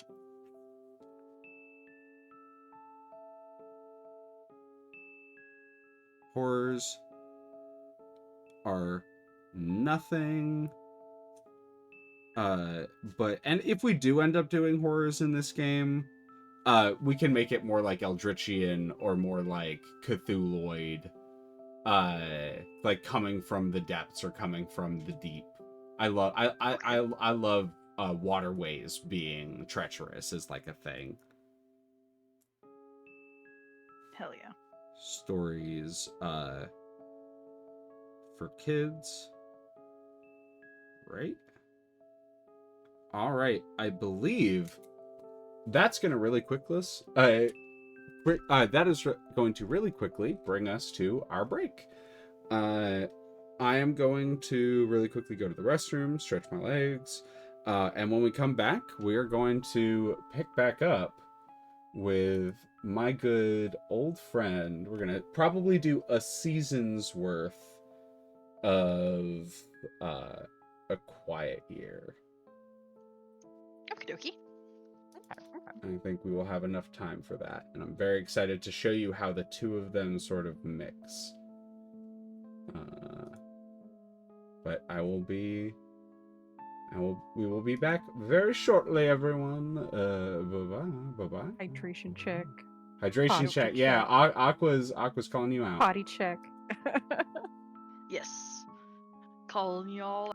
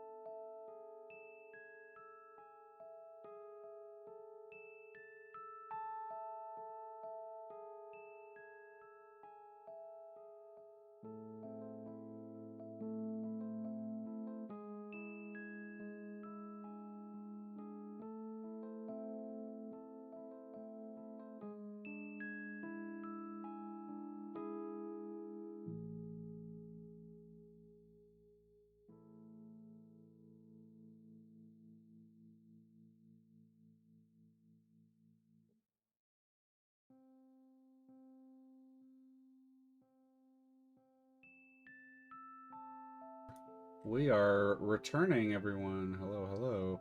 Turning off the in media. And yeah, hello everyone. We return to our my weird little mix of two fun little games. But now we're gonna get to Quiet Year. This is a quote-unquote map drawing game. Together, you play as a community rebuilding after the collapse of civilization. Your decisions will define the values and future of this community. These decisions will get added to a map that is constantly evolving. This map blends literal cartography with symbols, creating a rich visual record of people and land. Players collaborate to steer the fate of the community, while also introducing problems and tensions along the way. We have evolved from our setting and truths to our own specific community that we will be working on. We will need 2 to 4 players, 3 to 4 hours. We're only going to be doing the first season. A blank piece of paper on Roll20, a few pencils or pens on Roll20, a couple of index cards. I have my notes. 6 small dice that will become apparent in a second. 20 contempt tokens, not really important. It's a mechanic that doesn't particularly matter. A deck of the Quiet Year cards, which can just be playing cards, and the turn summary card.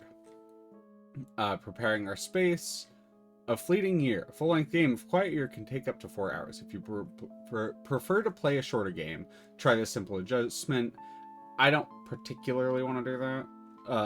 I just kind of want to showcase it, and then we can come back to it, because I really like this. As the facilitator, read the regular text of this chapter aloud. Okay, I'm not supposed to read that? Okay. This is an opening story that they give as a suggestion, but we have our opening story. For a long time, the Blight ravaged the old world. Now, finally driven off, we're left with this. After the settlements and havens were made, our circle has finally found a place to settle in the deep wilds. 1 quiet year with which to build our community up and learn again how to work together. Come winter, the Frost Shepherds will arrive, and we might not survive the encounter. This is when the game will end, but we don't know about that yet. What we know is that right now, in this moment, there's an opportunity to build something.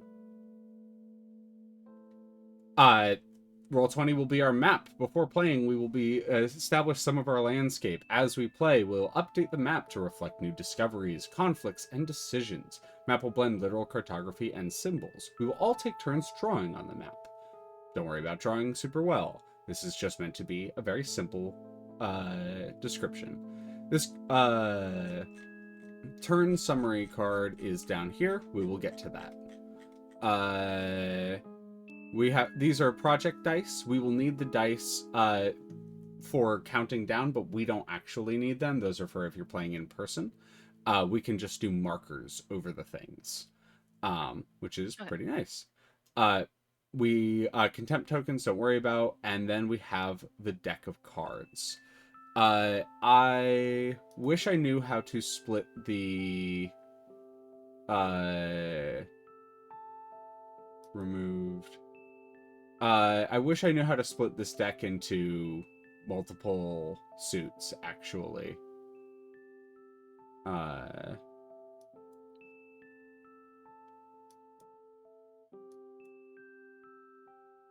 Yeah, that's unfortunate. I don't particularly know how to do that. If you unshuffle it and reorganize it, then you could probably do it that way. I don't know how to unshuffle, actually. It doesn't give me an unshuffle. Maybe removing the deck and then reapplying the deck without having it shuffled.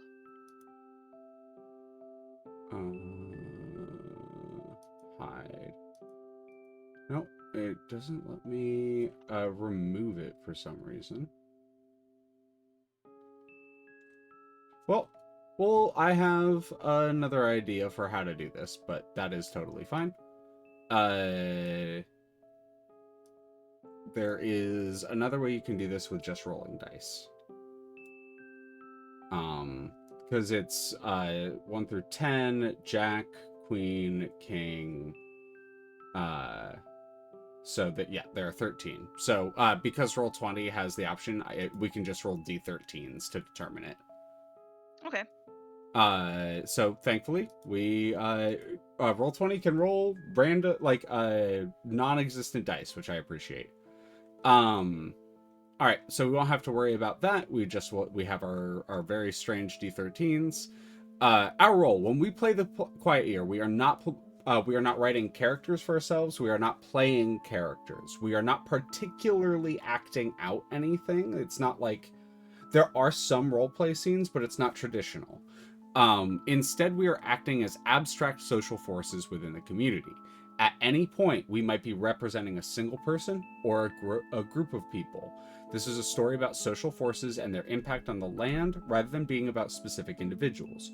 Over the course of this game, you may make a group or a person that you may have some connection to and you may write things about, but that character is not necessarily yours. If someone else does something with that character that they feel is appropriate, that is what contempt is for, but contempt cannot be redeemed for anything. It is a mechanic for the game. Because one of the mechanics of the game is you're not quote-unquote supposed to talk during someone else's turn. You take a contempt token for if you disagree with what someone does. We're not going to worry about tokens. If you want to do the mechanic, I think it can be fun. You just say contempt while someone else is making a decision. I think it's kind of funny sometimes, but that's really the only way that comes up.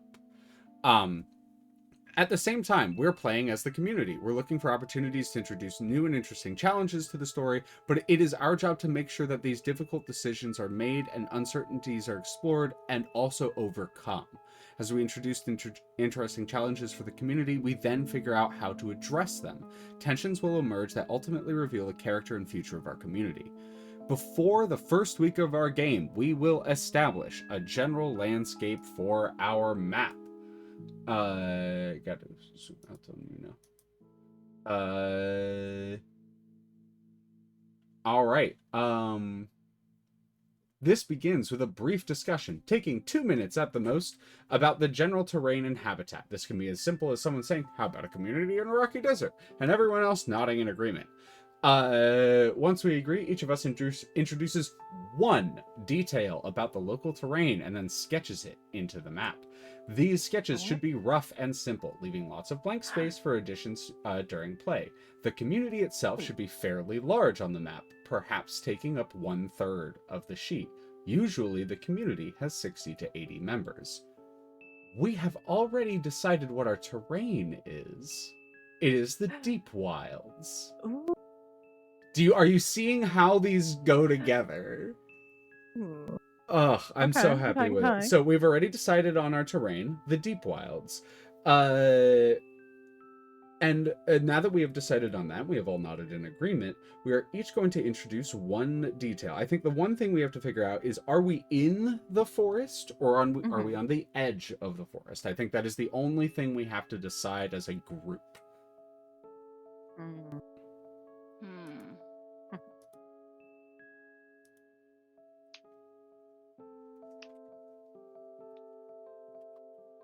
I'm not sure. I want to be sucked into the forest, but that's just me. That's just me. I'm down with in. I was indifferent, so. I am very down with in the forest. In that case, I'm not going to put this in. I'm not going to make this in the sense that, like, draw freehand. Okay. Oh, does it not want to? Hold up.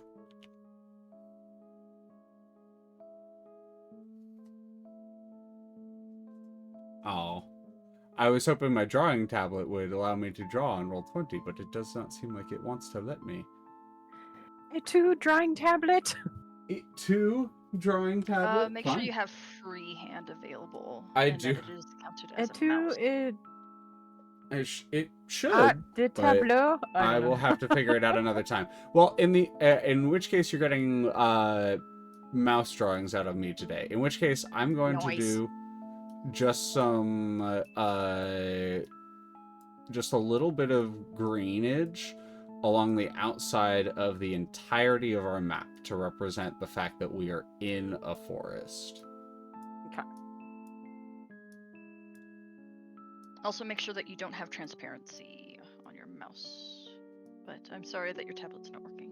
Yeah, no, I mean it's weird because my mouse works and I can mess with my mouse. I can draw everything with my mouse, but the tablet doesn't work.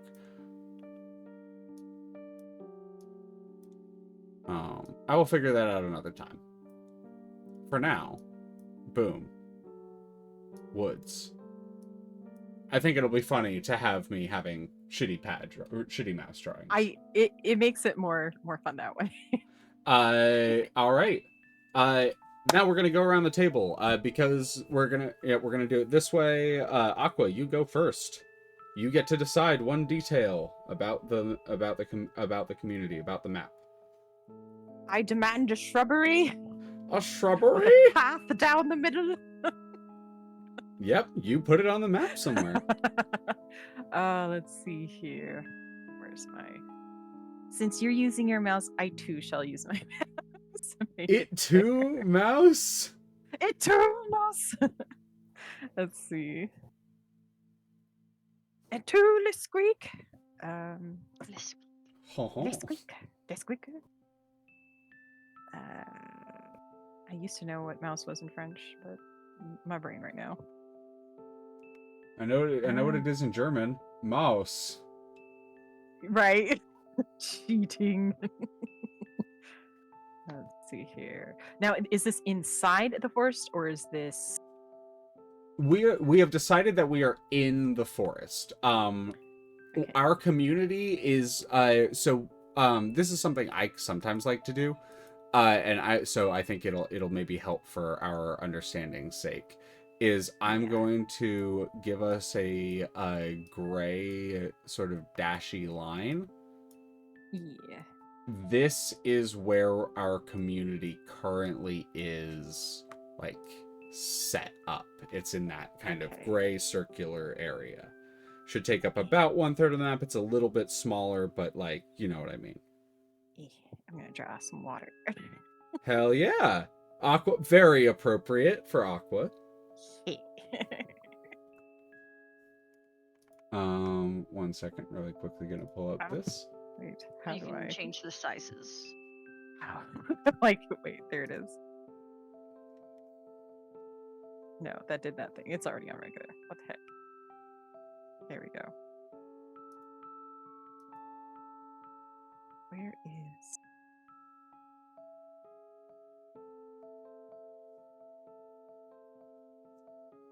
God dang it.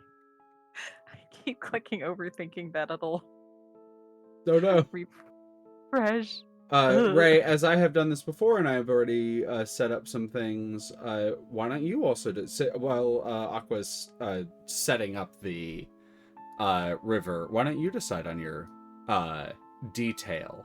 Generally terrain-based, but it could be anything. Okay, terrain-based. I think I'm going to put...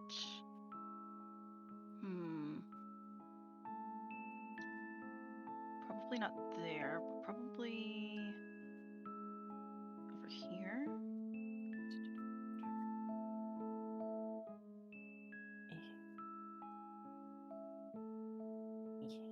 Nice.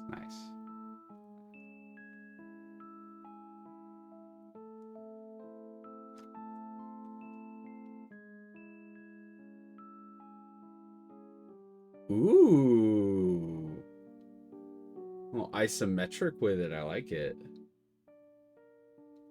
Going very Renaissance. Like, they're gonna put shit that doesn't really look accurate, but it's like, hey... Oh yeah, no, this is the map that's like in the center of town. Like, this is the map that we've made about the surrounding area or the people of the community. I love it. Yeah, absolutely. Like, and that makes sense why we would set up here. Like looking at it, it makes sense. It's like right beneath a little bluff, and right next to a like water source. That like makes a lot of sense for me. Yeah. All right. I am gonna not like introduce a complication. But I do have an idea for what mine is. Okay.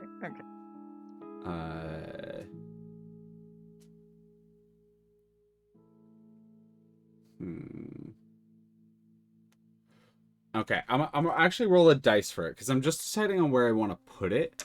I'm gonna set quadrants. And roll a d4.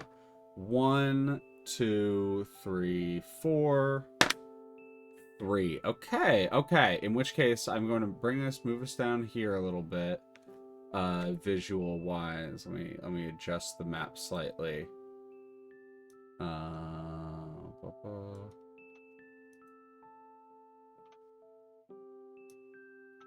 There we go.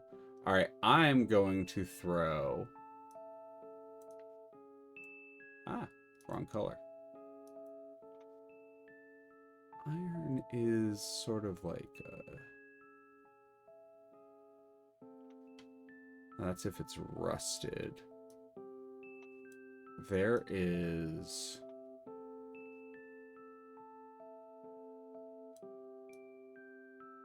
an iron pillar just south of the little tributary.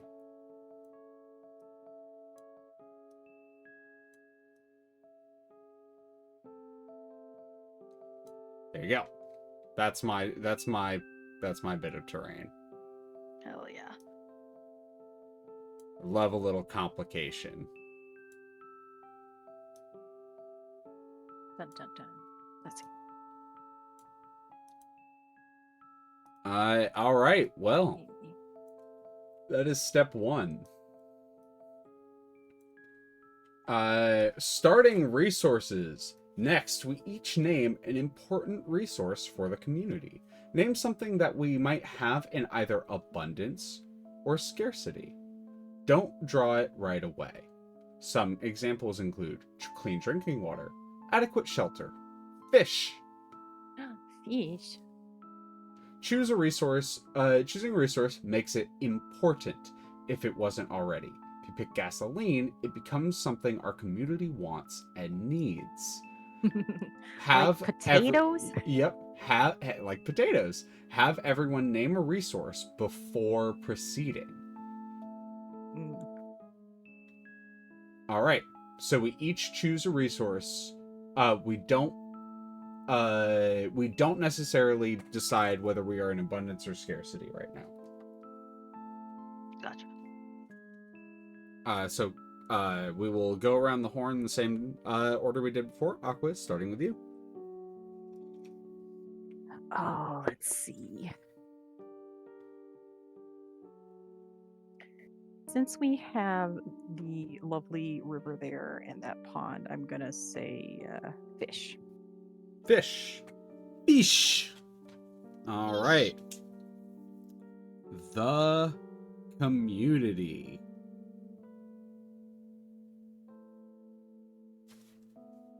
Resources. Fish. All right. Ray, what about you? So it can be something that we have abundance of, or something that is just like something that We would Town need might that we are scared that we have in scarcity. For example, we might, like for example, it's like you're looking at this and it's like, oh yeah, this is a good place to set up a community, but we might be missing something. Did I do mine wrong? Should I pick a No, scarce? it's one or the other. Oh, gotcha, Yeah. gotcha. So you chose fish because it makes sense. We're right. We chose right next to a pond on a river. Like, it makes sense. Like, fish makes absolute sense. Now, in the abundance section, if you don't choose to make fish abundant and it gets around to me, I might make fish scarce and come up with a reason why it's scarce. Does that make sense? But right now, we're just picking resources. So, Ray, resource. I'm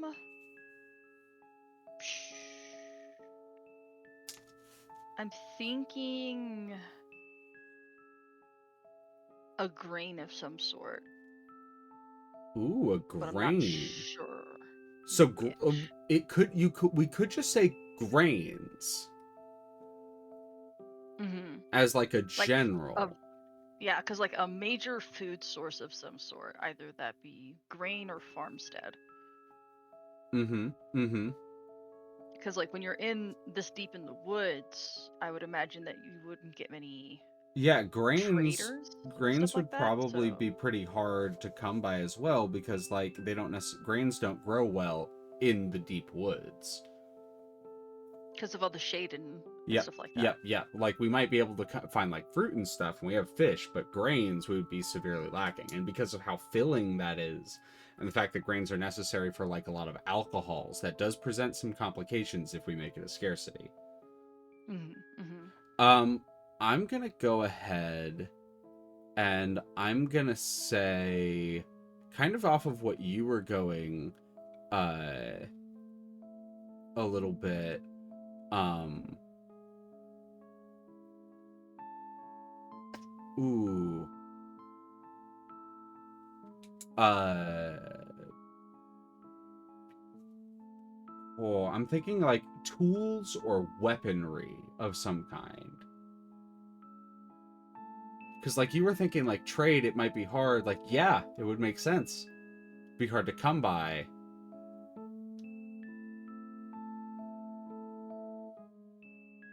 It would depend if Mm-hmm. we have it established that our town is like not on a deposit, Mm-hmm. I mean, a we mine have an deposit or iron not. pillar right there, but that would kind of, I mean, we could, and here's something about the game is you can find resources as a part of the Right. game.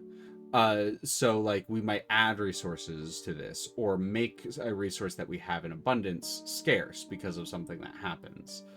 Right. I'm gonna go ahead and say, uh, I'm gonna go ahead and say that we have, or because I'm just choosing an abundance or a scarcity, I'm gonna go ahead and say or, and we'll figure out whether or not. Okay. All right.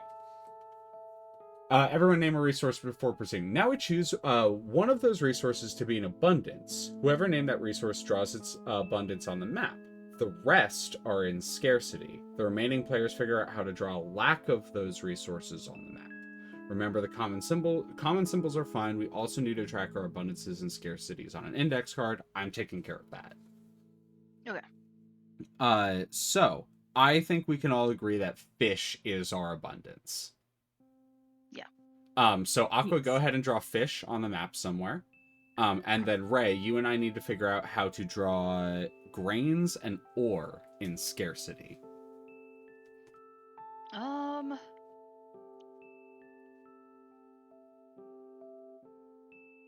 Okay.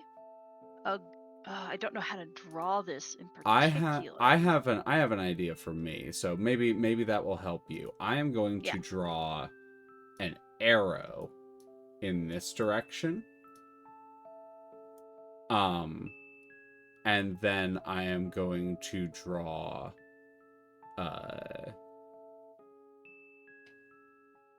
ooh, actually, wait a second. It might be better if I do it in this direction rather than the other direction. Facing away or facing towards the community. As if it like has to come to the community. Mhm. And then I'm going to draw. I'm gonna grab a little. Grab a dark gray again because we kind of used that for ore before. Or we kind of use that, and I'm gonna draw like a Skyrim ass ore bar with like the lumps and everything on it.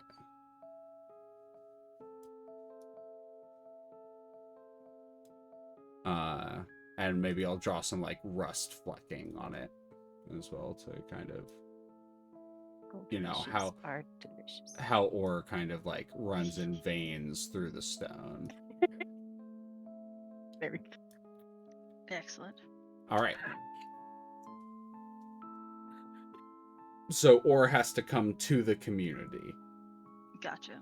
That is how I'm representing the lack of ore that we have.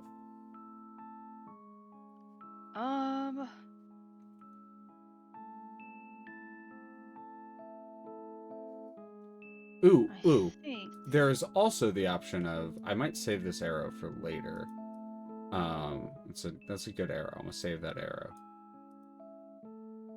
There's also the option of doing the classic. Now that I thought about it, I'm just gonna do this instead. Whoop. Wow. Wow. No ore. Ore's gone. No ore.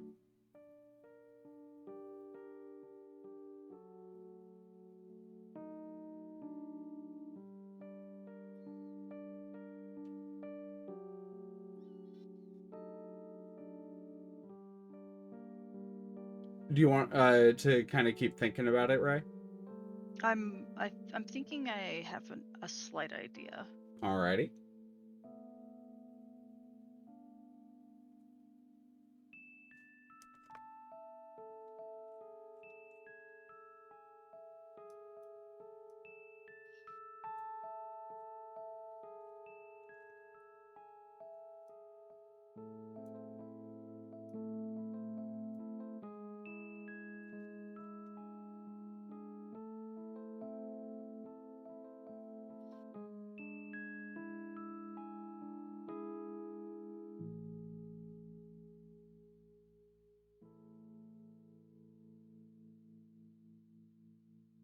Oh, I see what you're going for.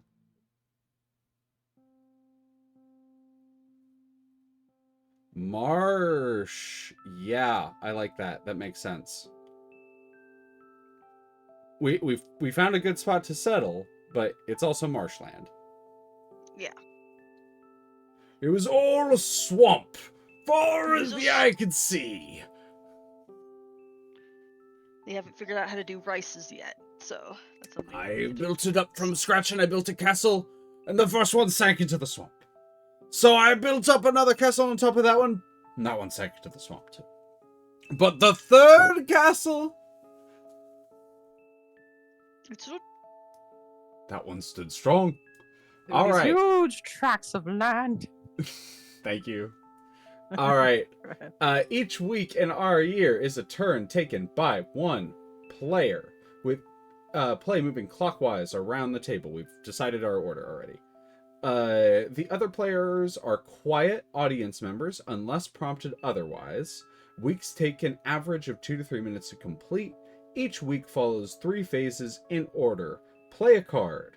Active player draws a card, reads the relevant text out loud, and resolves it. Bold text indicates a card that has specific rules. Adjust the dice, take an action. Every week, that's how that works. Play a card, adjust the dice, take an action. Card, dice, action. Playing a card. There are 52 cards, 52 weeks. We figure out how to do that. Most cards have 2 options. You pick one of the 2. A card might give a question, bring bad news, create an opportunity. If you, generally, the early ones are better. The late ones are worse.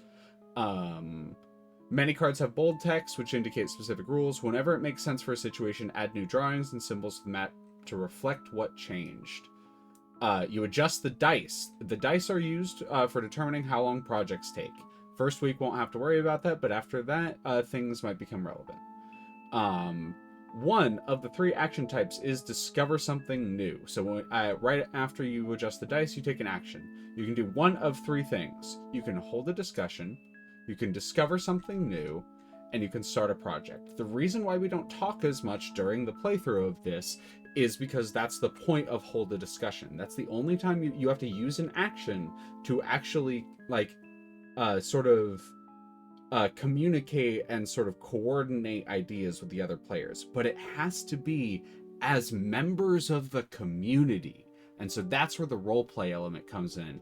where during hold a discussion, you decide on you make up a member of the community to pretend to be, and then you discuss as if you were at a town hall meeting, as if you were that person. And I fucking love that. I think it's such a unique and interesting way to do that. And the last thing is start a project. Projects will usually do something to the community. This is no agreeing or disagreeing. You can just take contempt if you disagree. As a group, quickly decide on how many weeks, and this is the only time that people are prompted. You decide on how many weeks the project would take from 1 to 6. You are a small community. It isn't easy or quick to build a house or repair a water wheel. If a project would reasonably take longer than 6 weeks to complete, it will need to be completed in stages. Place a project dice on the map with the number showing how many weeks it takes to complete. Example situations. Discover something new allows you to discover things. For example, situations. There's a dried up well at the edge of town. Mangy wolves have been slinking around the woods. A self-declared prophet arrives. Again, do you see how well these go well to get these fit together? Example discussions. Should we strike back against the bikers? We could use the old... It says old school bus here, but like old ruins as a sleeping area for the children. I think we need to stop wasting our energy trying to build fences and focus on building homes. Kind of think Frostpunk here a little bit. Okay. Example projects. We're converting the abandoned mineshaft into a cold food storage. We're going to send search parties to the city on the horizon to search for food and survivors. We're killing those wolves. We'll sacrifice a newborn on the night of the full moon to appease the windmakers. No, not the wolves. It escalates so fast there. Contempt tokens is generally remain a font. It really doesn't do anything, and that's why I'm kind of like, we kind of hand wave contempt. Abundance and scarcity, we will at the start of the game we have 1 resource in abundance and at least that many in scarcity. These lists are guides for interpreting the health of the community. We can add or subtract things from these lists as we feel we need to. Maybe the completion of a project alleviates the scarcity or creates an abundance, or both. And some playing cards will also alter this. Spring will ask us a lot of questions, and we'll learn more about the community. Summer, larger threats and greater progress will both emerge. Autumn will challenge us with serious dangers and losses. And winter, the community will continue its work and preparations, while the players will contend with the dramatic irony that at any moment, the Frost Shepherds may arrive. If the community deems to have it too easy, we can introduce new dilemmas. But what happens when a child murders his mother? What happens when someone, etc., etc., probably won't be an issue. That's only an issue if no one wants to create drama in a game, which we are all good role players here. Chapter 4, Beyond. I am the facilitator. Restraint. When we play the Quiet Era, we must refrain from freewheeling conversations about what to do next. We are trying to do specific mechanics, and I do think it is fun if we try to stick to that. These rules reflect how difficult it is to engage. We must to engage with a community, and just doing that in general. It's hard, and I think the game actually does a good job with that.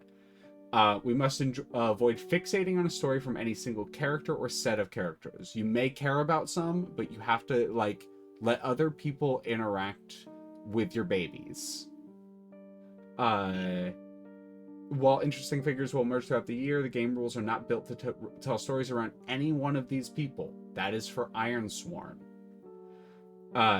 Instead, this is a game about a community, its wants, needs, and decisions get made about those wants and needs. A divided community, sometimes factions, will arrive within the community that will lead to a fracture within 2 separate camps emerging. If ever a community splits apart, the rules function exactly the same, but player voices might represent multiple neighboring communities.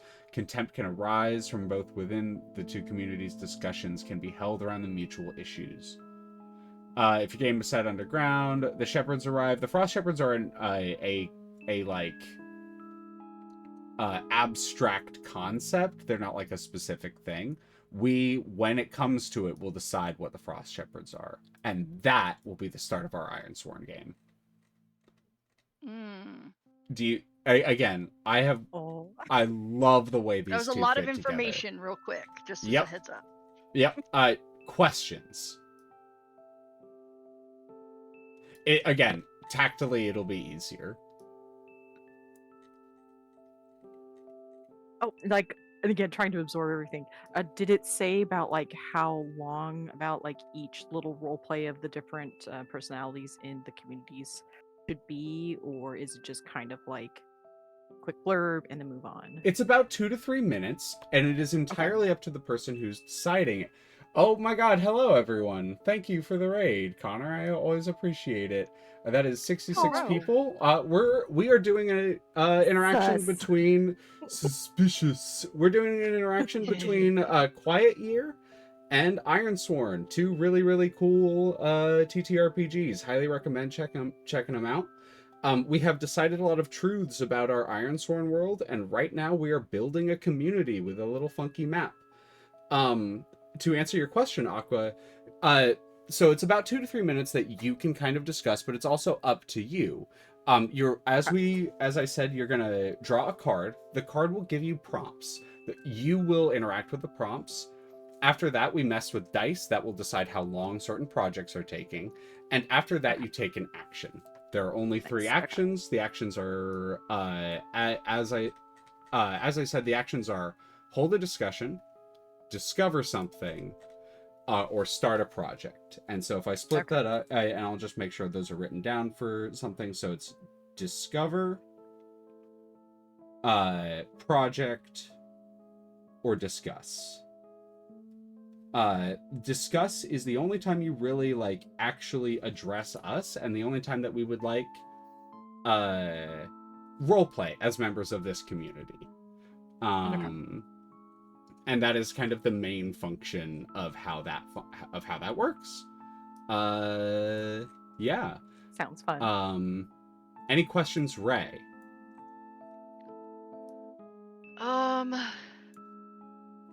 I may have to interact with it, but It's very easy on interaction. other than that, I believe I should be okay. It's like, just know that you probably have to like slap my hand a few times because I am a world builder at heart. So. No, I like, when it comes totally to get you. And that is the point of discussions. Deep Forest. This was originally made with a deep forest setting in mind, which I think is very interesting. It's a sister game to The Quiet Year. It's a post-colonial weird fantasy game about monsters rebuilding their community after driving out the human occupiers. It's really cool. Highly recommend checking out the Deep Forest if you guys ever want to check out the Deep Forest. And it's why I think Ironsworn... the Deep Forest is the reason why I think Ironsworn and Quiet Year go so well together, is because they were kind of almost built with that intention in mind. They both engage with questions of cultural continuity, adaptation, and the looming worry of reoccupation. Both very cool people. Highly recommend checking them out. Chapter 5, examples. Setting up. 3 weeks of play. I do not think we need to do that because I do not think it is as fun to do it in that way. The cards. Yep, and these are the cards. Turn summary. I have turn summaries.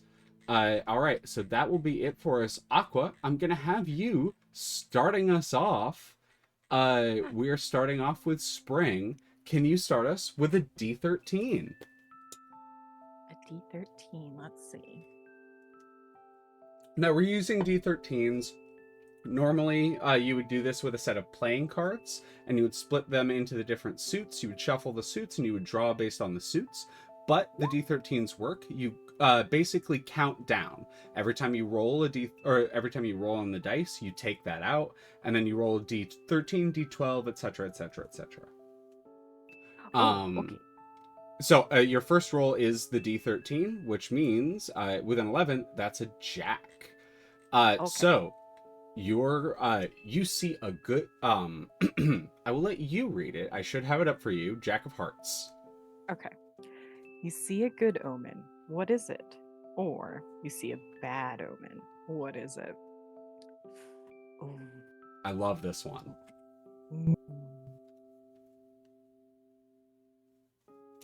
see.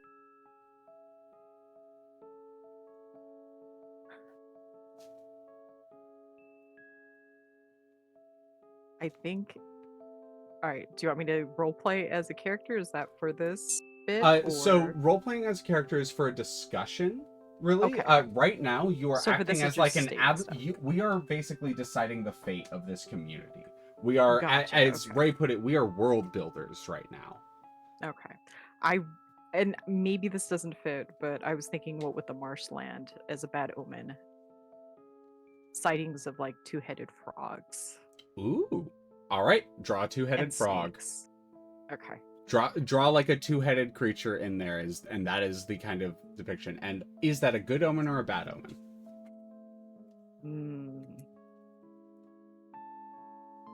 Think. Well, so it appears since it's different, people are going to think it's a bad omen, whether it is or not. Can that be a mystery? Yes, of course. It's whether Okay. or not the community reads it as such. Okay. Where's my green? Get my mouse over here. Bad omen, two-headed creatures. All right. As it is the first week, we don't need to worry about dice. It is an action. So, a reminder: actions are discover something, start a project, create a discussion, and you can finish drawing. Take your time to finish drawing, and while you're finished drawing, think about which of those three you want to do. Wait, repeat that. I was thinking about my frog. Oh yeah, no, you're perfectly fine. Think about your frog. We are not doing any. Yep, we're not doing any dice this turn because there are no projects to count down from. When you are done drawing your frog and start thinking about taking an action, the actions are discover something, start a project, have a discussion. Gotcha. Okay. I might need to use my stylus for this. You are totally fine. Use the stylus if you need to. Although, I just didn't want to be unfair since you're. No, it's totally fine. It's totally fine. Use the stylus. Is there an eraser or no? I do. Clear, but I don't know how that Yeah. work. It's okay. Then I will just roll with it. We'll make it work.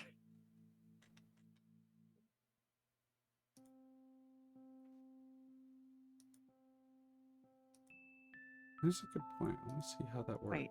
Oh, my stylus isn't working on it either. That's so weird. Okay.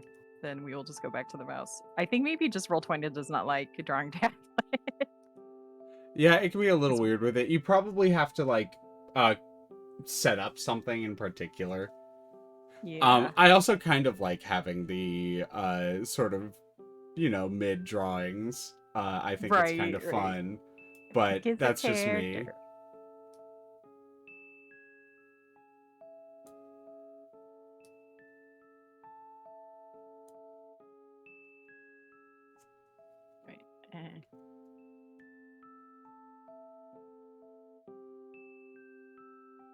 Oh, I love it.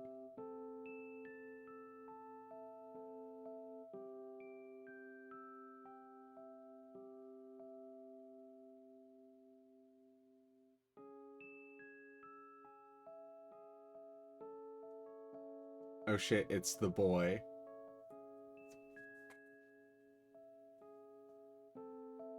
Here comes the boy.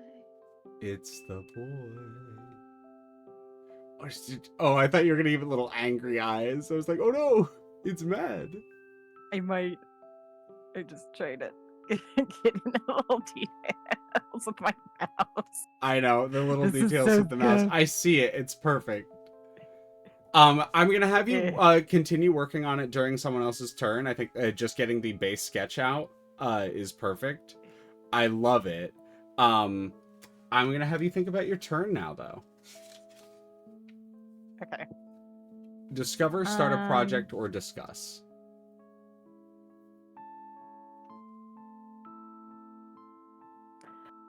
Let's see. discover something. All right, what do you want to discover?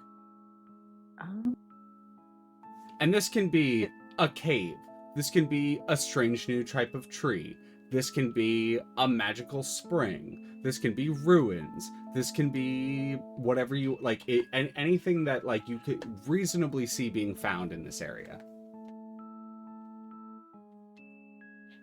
Wool, like it, like the like the examples they gave were the wolves that were coming in, or I think a cave a sounds cave. interesting. Cave sounds interesting. Where's the cave? Draw the cave. Cave would be. It could be in that little. Oh, excuse me. That's what it's make over in here. Hey, you're all good, Ray. I do the same shit.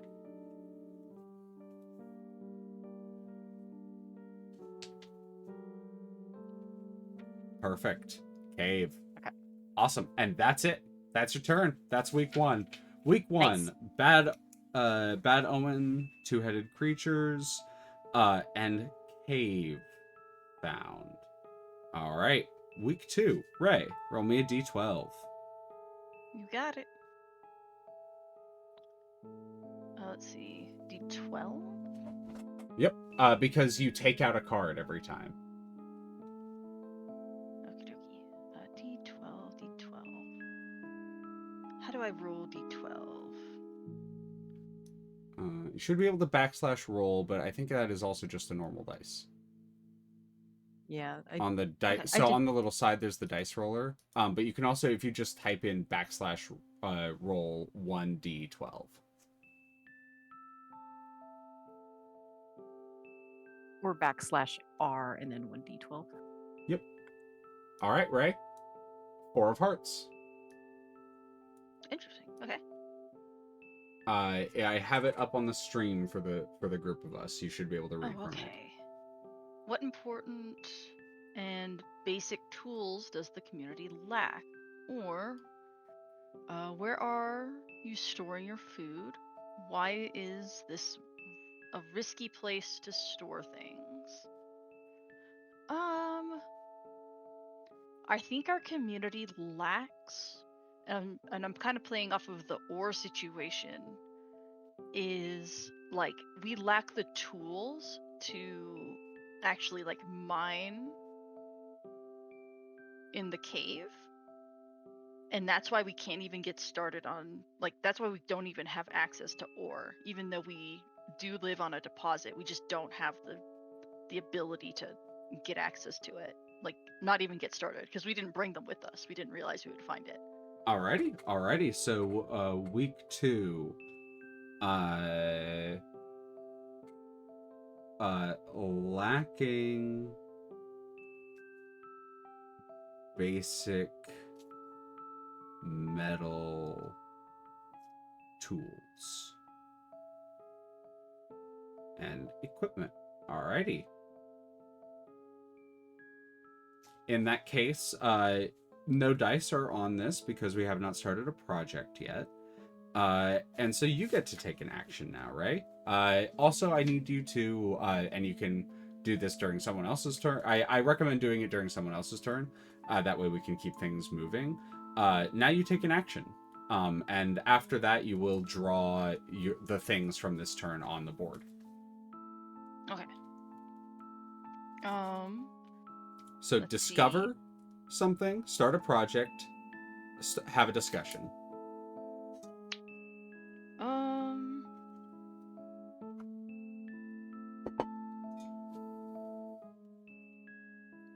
Let's see. I think a project to create a path to, like, for trading. Project. I love it. Yep. Project. Create trade route. This is now, Aqua, you and I, when someone makes something, when someone starts a project, we do actually get to discuss, because it is the two of us that decide how long it takes. Okay. Okay. So when someone starts a project, they get to start the project, but the other players actually decide how long it takes. I think Right. that's going to take a long time. I think it takes a long time to get there. I think it takes a long time to establish. I'm going to say 5 weeks. Okay. What do you think?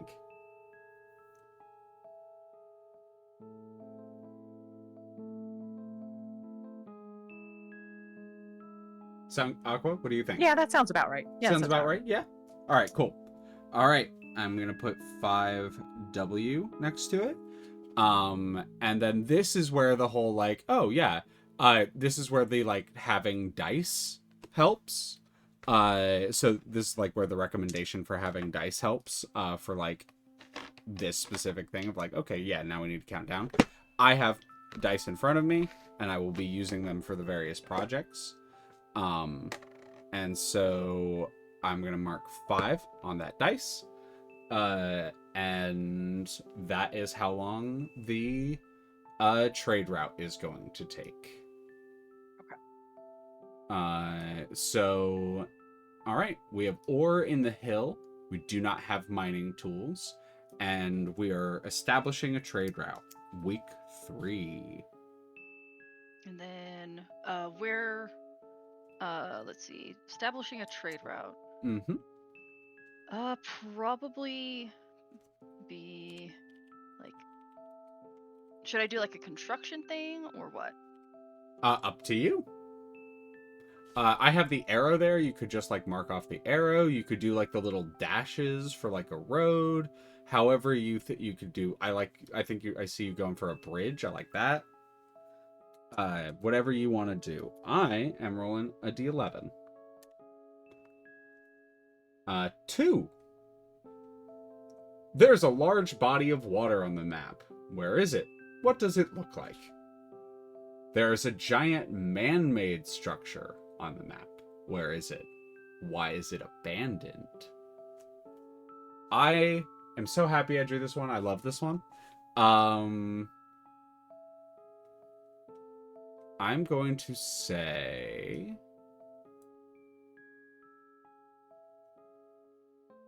Ooh, yeah, this will be fun. This will be interesting.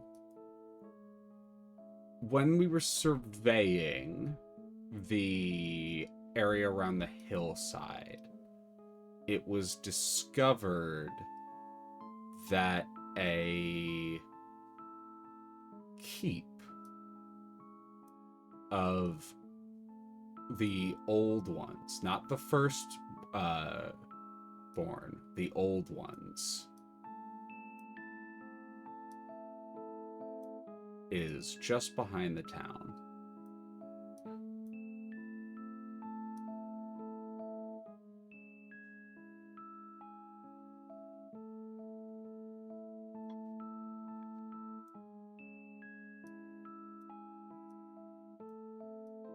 I'm drawing some kind of busted up building. Hey, Pharaoh. It's going fine. Pharaoh. I know we have D&D. Don't worry.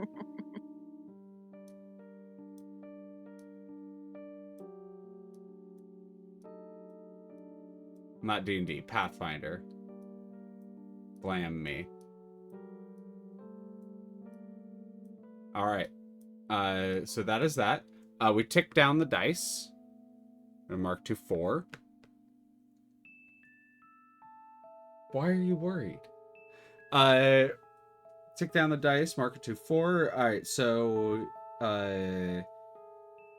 there is a keep from the old ones. Project to 5. Project gone from 5 weeks to 4 weeks. 4 weeks. And then I get to have a discussion, discover something, or start a project. I am going to start a project, and we're going to start clearing out some of the like tree area around us, and we're gonna start building like actual like settled log cabins that are stable on the marshland. I think it's gonna take a full ass 6 weeks. I actually, you know what? I'm gonna say it takes 6 weeks to gather the wood and like clear out all the everything. I think this is a long ass project that I'm starting. But that I just broke the rules because you two actually decide how long it takes. No. And what is this again? I am starting a project to clear out the wood and to start making stable homes and foundations for everyone. Gotcha. That sounds like that would take like a month and a half. Yeah. Yeah. Right. Just to clear and process everything. I think that makes perfect sense. All right, so I'm gonna put 6 weeks on that bitch.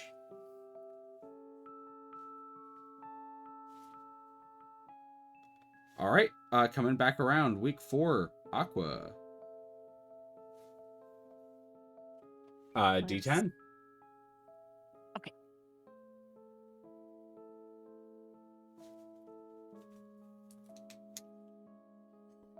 Oh. Hit. All right. Ace 2. All right. So ace 3. So ace 2, 3, 4, 5, 6, 7, 8. So, yep. All right, yeah. So we take out 2, 4, 11. I think I should have just, it gives you the king. Here you go. Your audio cut out for me for a sec. Oh, which one is sorry. it? The king? Or... Yeah, the king. Okay. It should be up for you, and that's what you get. Let's see. A young boy starts digging in the ground and discovers something unexpected. What is it? Or an old man confesses to past crimes and atrocities. What has he done?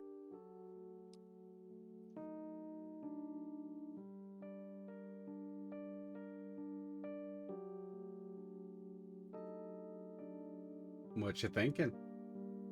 Thinking.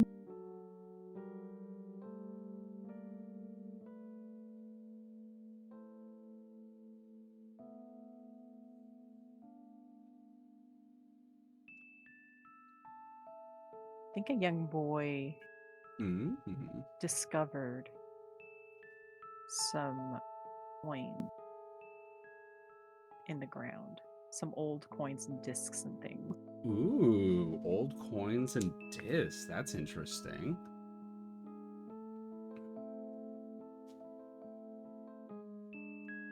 And they have little symbols and things on them.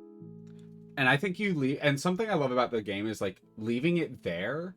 Ray, this is where the world builder in you can kind of kick in, is because if you leave it kind of vague and simple, someone else can come back in with a good idea and go, okay, off of that.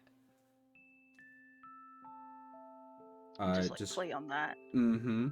Young boy discovers coins with symbols. Old coins. It could be related to the religion thing.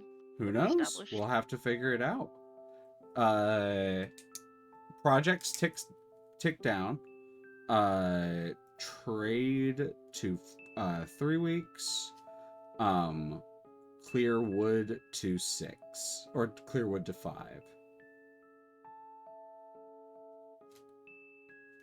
All right. Week 5. Ray, all you. And I roll first. Yes. Yep. Roll first. D9. D9. So that is / roll. D9.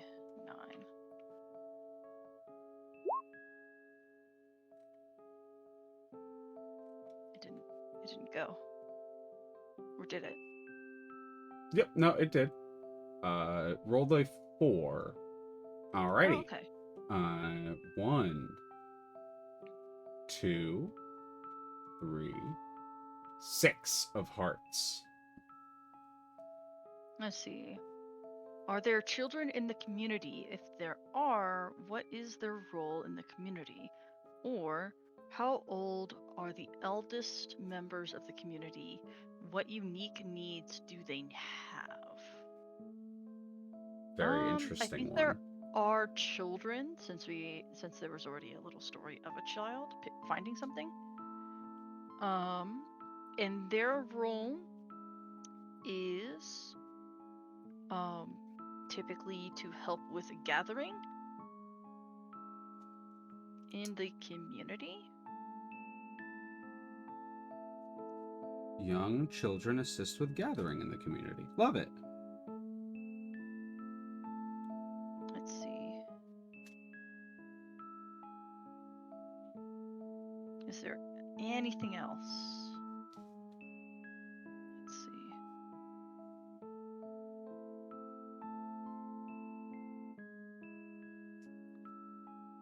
I already have a project going. You can have more than one project going. Okay. You can start a project every week if you want. I will double check that, but I'm pretty sure you can start a project every week if you want. Just getting that bridge built.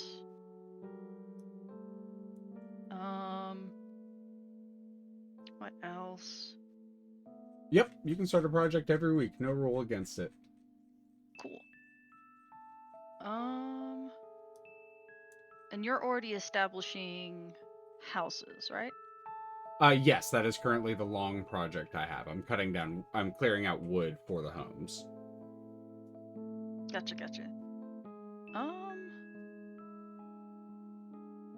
I think I'm gonna do the first discussion. First discussion? Alrighty. Who are you representing, and what is your question to the community? I am representing probably one of the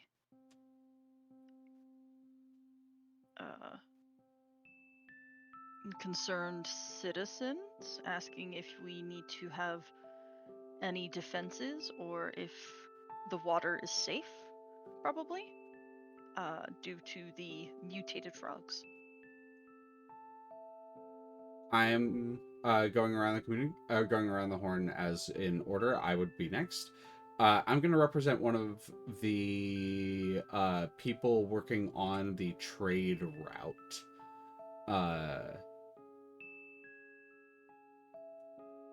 I don't think that we should rely on the river too heavily. Things in this area are unnerving and we cannot trust the woods. We should rely on the goods that are coming from Haven.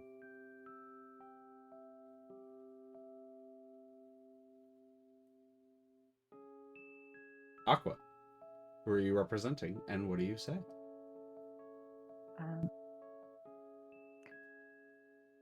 I'm going to represent one of the local fishers. I think it's folly not to make use of the bounty that we have before us. If we're completely reliant on outside food, what happens if that stops coming in or if it's delayed by weather?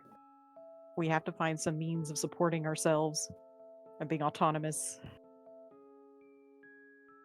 And as a community discussion is, nothing is actually solved, a bunch of people disagree, and there's no good resolution. As that is where the discussion ends. But it does give us an idea about where to move forward for all of us. We're going to come around to week 6. I am going to make this our last week, as I do have to end here, as we're coming up on the 3-hour mark.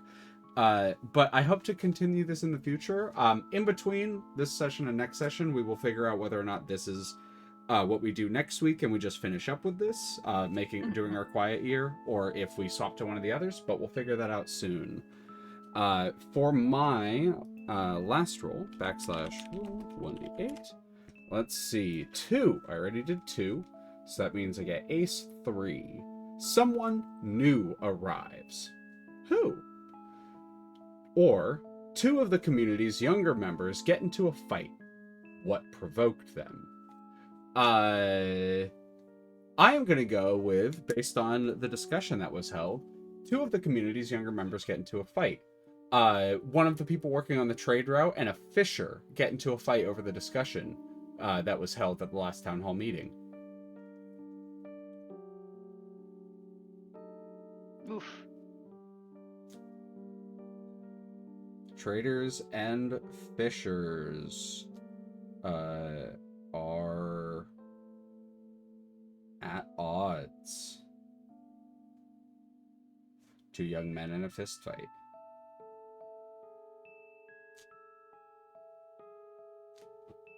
Does that mean that the bridge got built? Trade is down to 1 week, so there's 1 week left on it. Gotcha. In the interest of doing of actually getting a project done for the sake of flavor, I will actually we'll finish with Aqua's week. So Aqua, why don't you why don't you roll? I will finish with my choice. I'm gonna discover something. I'm going to say that someone was surveying the mine area. Now that trade goods are coming in soon, they were surveying the area, trying to figure out like what the best way to go about it, and they actually believe this cave may actually connect to the ruins. Oh. Hmm. Discover cave may lead to ruins. And I will draw that on the map. Aqua, why don't you roll me a d7? Cool. Dos.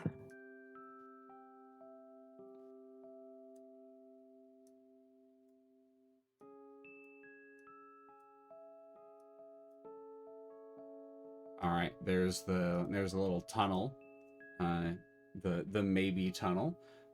2, okay.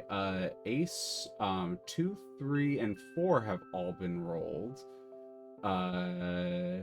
So that means we go to 5. All right, 5 of hearts. Here you are. Ooh. There's a disquieting legend about this place. What is it? Or alarming weather patterns destroy something. How and what? Let's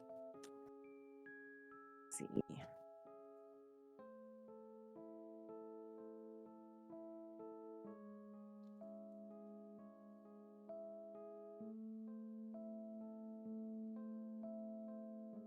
You see what I mean, Saris? This game you can get to some really interesting world building with this.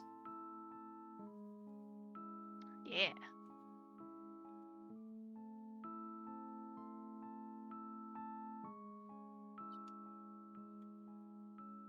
Disquieting legend, alarming weather patterns. See, there's so many options. Let's see. You could make like a sort of monster in the woods. I caught me doing it. I caught myself doing it. Leah. Give you the buzzer. No. Bzz, bzz. No, bad. Clicker train me. Wait a second. I'm not my friend Leia. We'll have to punish you, Leia. See. Pattern or disquieting legend.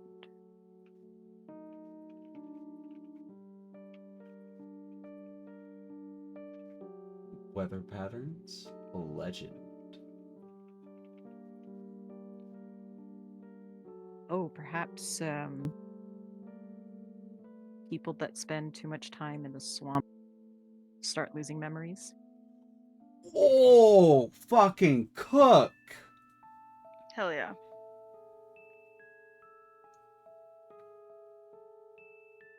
people believe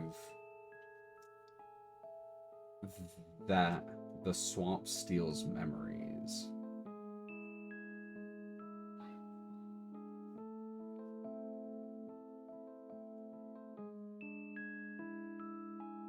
That's so good. Hell yeah. All right. The bridge is built. Aha! I think Aqua still has to do one of their actions. Yep. And we have to do an action. Let's see. And Ray, we will be starting with you next time we do this. Hell yeah. Hell yeah. I think discover something. Alrighty, what are we discovering? We are discovering let's see here. A new type of moss that seems to have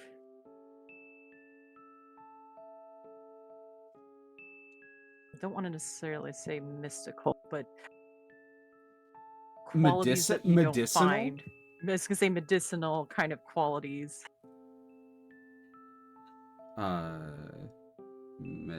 Medicinal moss is cultivated.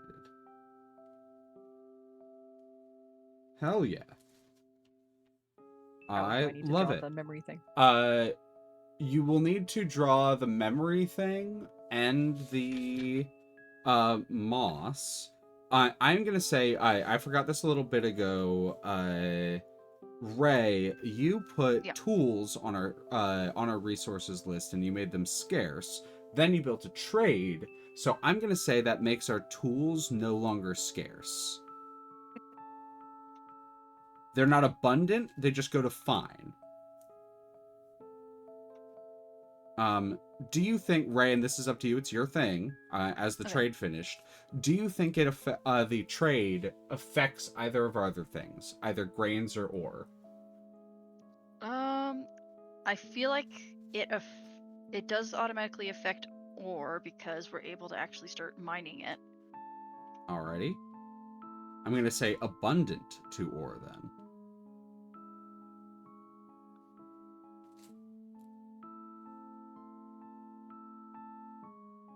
Alrighty. And that, I think we'll do it. We're drawing. Oh, I love the fucking memory. I just looked up and saw the. Huh? I still really like my little frog.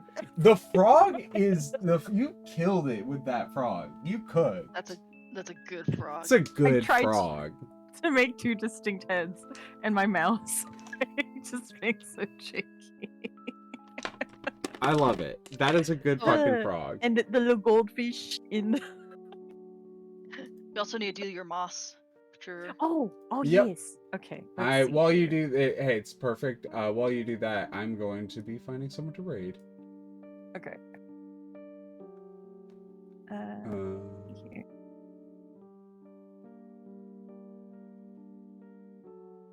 Zan is not quite on yet, but Arkoff will probably be.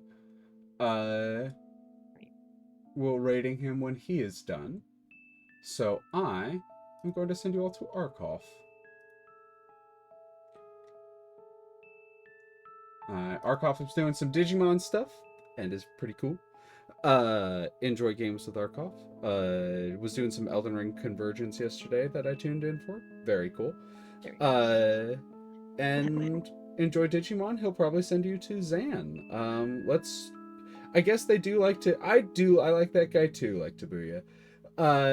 Let's, I guess, do the de-introduce thing. I have been your host, Amusing Thalia, and thank you for being on my channel, everyone. Aqua. I am Aquasylph, and I am really excited about this. This seems really fun. Thanks everyone for being here, for having me on. And last but definitely not least. Definitely not. I am Ray, also known as Keyink. It has been a pleasure doing this and learning about a new way of just having a little fun doing doodles and stuff like that to make a community and world map. Very fun. Very fun. I'm glad you enjoyed. In that case, I'm gonna send you all off. Go raid Arkoff. You can say wolves if you want to, because there were a lot of wolves. Awu. Awu. Awu. Two-headed That's frog. it. We're gonna say Awu. Awu. Especially because they got the Digimon thing going. Oh my god, my There fucking you screen. go. God. Let's go. And we're going. Bye. Bye-bye.